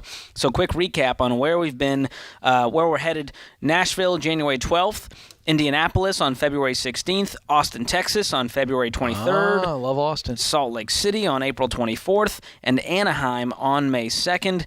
We're going all over the country, and we love meeting folks out there. And people travel from all over the country to even get to these events. Yeah. We have people that will drive hours and hours through the night, get on planes, and we so appreciate all of that. So head to RamseySolutions.com/events and reserve your seat for our Building Wealth Live Tour today. All right, our question of the day comes from Blinds.com. Find out for yourself why they are the #1 online retailer of custom window coverings. You get free samples, free shipping, and with the new promos they run every month, you'll save even more. Be sure to use the promo code Ramsey to get the best deal. Today's question comes from Clinton in Texas. Should I leave my $200,000 a year offshore oil field job at age 41 to live my dream of being a charter boat captain in the Caribbean? I loathe my job. By the way, that's a word that we should use more. Loathe. Loathe is a great substitute for hate, and it'll score you some points. Just for a quality word, that's a little commercial. I loathe my job, and even though I only started saving 4 years ago, thanks to Dave's videos, I have saved, wait for it, George, just over $500,000 between retirement and non-retirement counts. Wow. But I loathe my job. 2 loathes. That's if we impressive. get 3, he wins a prize. Yeah. He says he's currently living on his 38-foot sailboat, debt-free, and he's obtained his U.S. Coast Guard master's license. I'm eager to leave my job and head south for the Caribbean. I'm committed to putting $20,000 a year in a universal life policy until I'm 55. Don't do that. George will give you more on that, which I feel is an easy task. Blah, blah, blah, blah, blah. So let's get to this. Okay. Clinton. I think it's an easy answer here, Ken. It's a very easy answer. All right. It's time to get out the captain's hat. It's time to put it on the head, and it's time to head down to the warm waters and breeze of the Caribbean. I love this Dude, so you've much. done the hard work. Yeah. You got $500,000 saved. You're going to make really good money. You got no debt. The only issue I take with this entire thing is the universal life policy. Agreed. So, George, while I'm picking out a captain's hat for him in my mind and, some Tommy Bahama shirts, I mean, I'm picturing the whole thing. Captain Clinton. Oh, boy. What are you going to tell him about the whole life? Yeah, well, he said he's been watching Dave's videos, but he hasn't been watching closely enough or watching them enough. George, there's no need to be snarky. Let's come on. It's Captain Clinton here. Out of all the things in the financial world, these universal life policies, whole life policies, they drive me bonkers, and they're always pushed by, guess who? The whole life salespeople. Right. And here's what the problem with this in general.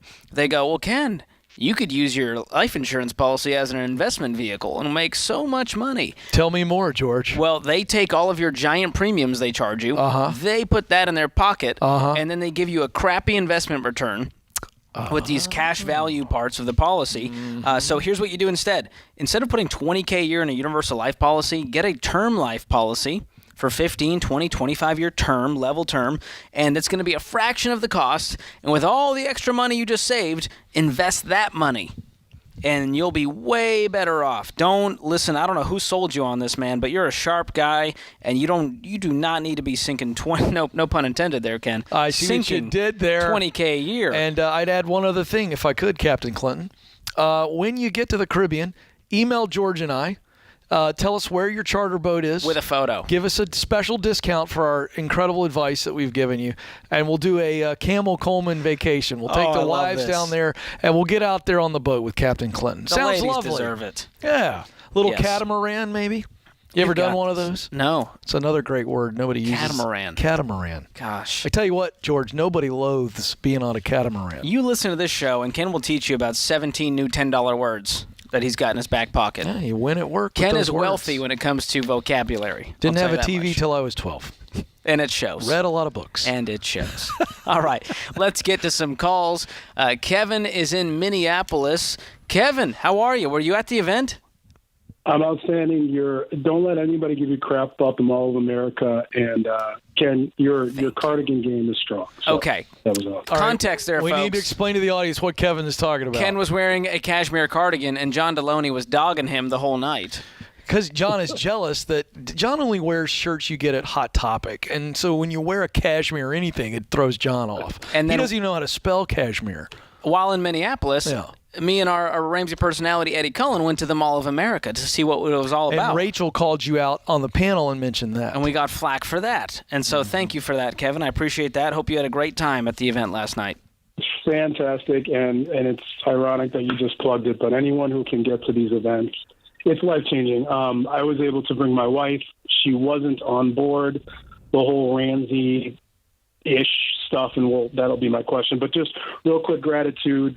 Borrowed Future gave me a moment with my 18-year-old daughter that probably changed her life permanently, and I just want to say thank you so much for that. Oh, man, that warms our heart. Thank you for that, Kevin. Absolutely. Happy to hear that. It was fantastic. My wife, like I said, I'm total Ramsey Kool-Aid drinking person. I love it. Maybe that's not the best reference, but my question is, now that she's kind of getting into this, and I'm ready to, and it's kind of been a hot topic where I'll do anything. I'm ready to quit my jobs just to get to baby step 3. Last night, Dave created a crystal clear image of where he was walking out of a job because I don't have any more payments. That's my dream. I want to get to that point. But my fear is if I just go work, to do anything, make as much money as possible, then I might get burnt out. What would you tell someone like that we've got a daughter who's in club volleyball. It's very expensive. I don't want to take that away from her. Kevin, I'm sorry to interrupt. Is your question, should you get a better paying job right now that you may not really be in love with just to fast forward through the baby steps? Is that your question? Kind of. I love what I do. I have 2 jobs. One job pays well. The other job I love and doesn't pay very much at all. So what do I do? Yes, kind of. Well, then I would stay in the job you love, but I would bust my butt and I would go make much better money on the side hustle. Let's get gazelle intense, but I would not leave the job I love unless I can replace that with another job I love that makes me even more money. Does that make sense? Okay. Yes. So, I mean, this is busted. Yes. This is get after it. And when it comes to baby step 2. What do I do with a spouse who's got, Ramsey-ish? Well, number one, I would encourage you guys to go through Financial Peace University. I know you heard about that last night, but that's one of the ways you create a common shared language, you create common goals, you create a vision that most married couples have never taken the time to do. And so when you position it that way, it's not about, well, Dave said we can't go out to eat. It's, hey, we decided our future is too important to continue down this path. And so that becomes a different conversation. Yep. Great. Yep. And that's the other thing. And I would just say, Kevin, that this is not a I'm this and she's that. And I'm not getting on you, and I don't think that your heart's that way, but this is about vision casting. And so taking the classes, but then helping her see, this isn't about me getting all excited about this dude named Dave Ramsey and getting all crazy. No, this is allowing us to accomplish the desired future that we long for. It's vision casting. I love it. Take her on a date and say, this is our future. This is where we're headed. Bring her along into it. Let her dream too. It's not just your dream that you're dragging her. That's never going to work in a marriage. And so once you do that, you go through FPU. I think over time, she sees that this plan works. She gets fired up, man.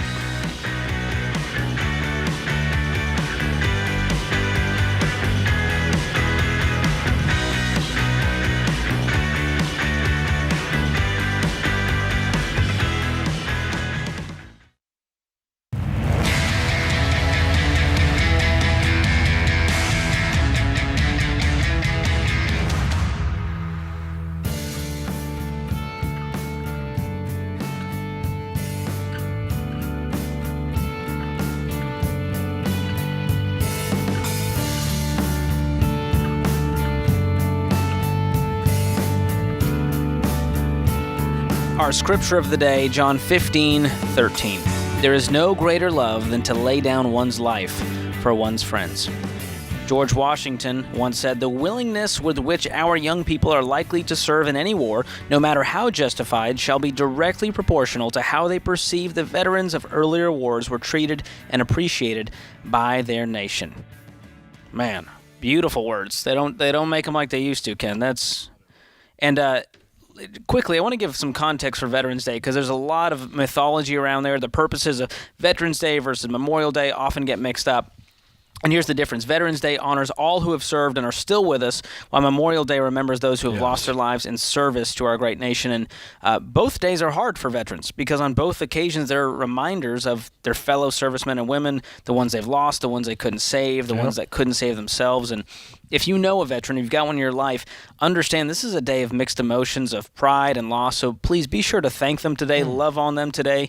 And their response may feel short, as it can be uncomfortable being thanked for something they felt was a duty to their country and was an honor for them to be a part of.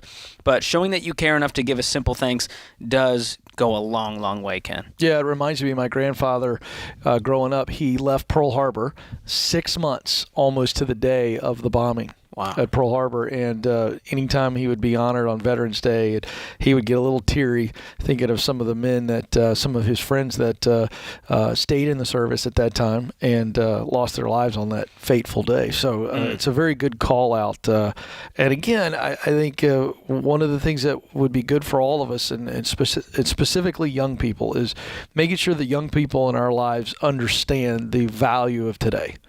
This is not National Pretzel Day.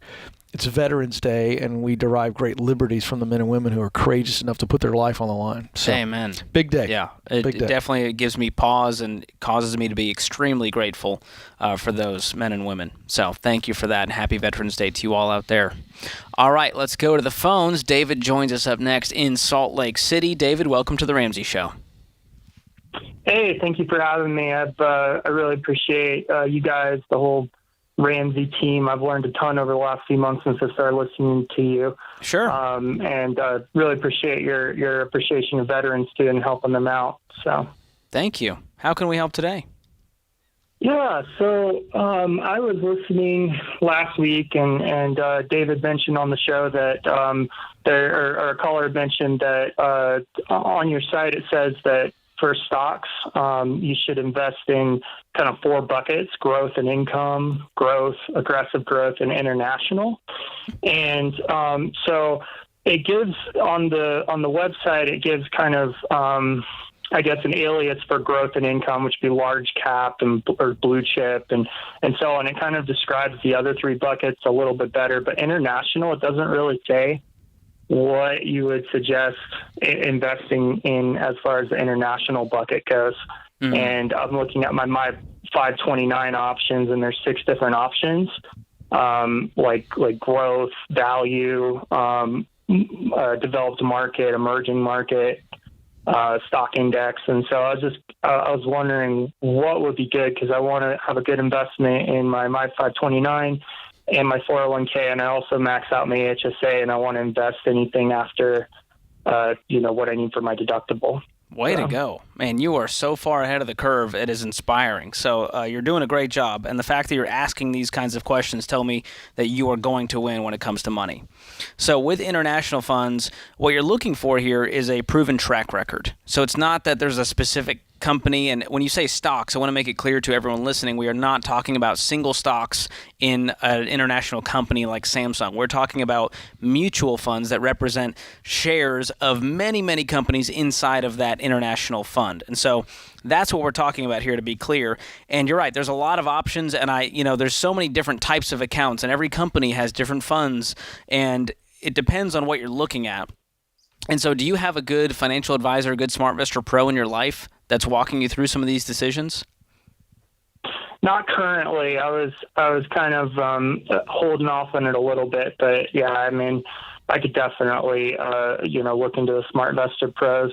Just trying to kind of watch costs right now. So sure. Yeah. Well, they're not going to charge you a fee just for sitting there, but what they can do is work with you to look at, hey, this is what my options are. Show me how to even do the research on these funds. And you can use a site like Morningstar, and you can type in the names of those funds, and it will show you exactly what the track record is, what the mix of stocks that are in there, what the makeup is, and that really helps you make a long-term decision. Of course, you're looking for one with a long-term track record. And so not just what has happened in the last 6 months, but over the last 10 years, what has this fund done? You might see, one's 12% average return. And so you start to look at the ins and outs of that, and it will help steer you in a direction. But at the end of the day, don't get paralyzed by indecision on this. Go with a fund, ride the roller coaster, and the fact that you're even investing in a diversified fund like that will cause you to have long-term success. So I love that you're doing that homework. And again, I would connect with a SmartVestor Pro. I have one, Ken has one, Dave has one, Rachel has one, and they help us because they are doing this kind of research day in and day out of what's going on with these funds, what's changed, which ones we should be putting our money towards. So love the question. Thanks for that. Jessica joins us up next in Indianapolis. Jessica, welcome to the show. Hey, guys. Thanks so much. Yeah, how can we help today? I'll try and be quick here to my point. So I've been aware of Ramsey and all this stuff for several years. But I haven't had the opportunity to implement it myself just because of not always being the one in charge of the money. And now I don't have an income personally myself to example how great this program is. But I believe in it 100%. I personally am debt-free, and I want to get my family on board. I come from an incredible family, hard workers, but not good with money management. And so they struggle constantly. It impacts the whole family. I think I am starting to kind of get there a little bit with them, but my dad and my brother, their words are always that basically people with money can do this, but people who don't have money can't do it. And I keep trying to like show them, but since I can't be the example myself quite yet in life, I have had my parents mention that maybe they would let me help them with their finances, but they haven't taken the full leap. And so I really want to get them on board with this, but I guess I'm just looking for some advice of how. Well, the best way is your own personal testimony. You living out this plan, them seeing the results, and them over time, it's on their end. They go, hey, what are you doing there? Because it seems like you've got a different thing happening. You're joyful. You're peaceful. You don't have any debt. Tell me about that. But you can't force someone to just get on board. Since I don't have an income myself, and I can't like. Yeah, why is that? Why is that? We only have about a minute and a half. Why is that? You've said that multiple times.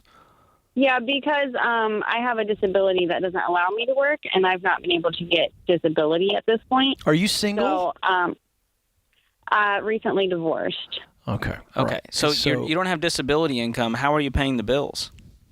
Well, currently I'm living off of the money from the divorce, but yeah, it won't be around for long. So we need to get you back to work that you're able to do. Yeah, I'm what working kind on of stuff that. could you do? They said that question would be too long for this call. Okay. That's for another day. But as far as getting the family on board, I mean, you can talk to them about it, but again, if it's not on their terms, they're going to say, we don't want to hear about this Dave guy. And so the best thing you can do is find their pain points. What is their true felt need? Are they stressed out about money? And you go, hey, would you mind? I'm just going to take a look at your budget. I'm not going to tell you what to do. I just want to look at it and see if there's other areas I can find to help you experience a little bit of peace. And if you can give them a taste of what that is, they may go, oh, tell me more. And that might mean I guess it's giving them a what I'm book. trying to do, but I'm kind of like, I don't really, since I haven't been able to implement the program myself, like, I don't really know if I look at their income that I'm going to know what to tell them to do. Well, that's probably fair. And I got to tell you, even if they were to give you permission to manage their money, you shouldn't do that. They're grown. They're your parents. Get them the books. Gift them our stuff. But don't take the burden of this is my job now to fix their financial life. That's a disaster waiting to happen. Yeah, that's a tough one. Well, thank you so much for the call. That puts this hour of the Ramsey Show in the books. Ken, what a great show, my friend. Always good a to be with you, Always sir. a pleasure. My colleague. Until next time, folks, spend wisely, save intentionally, and give generously.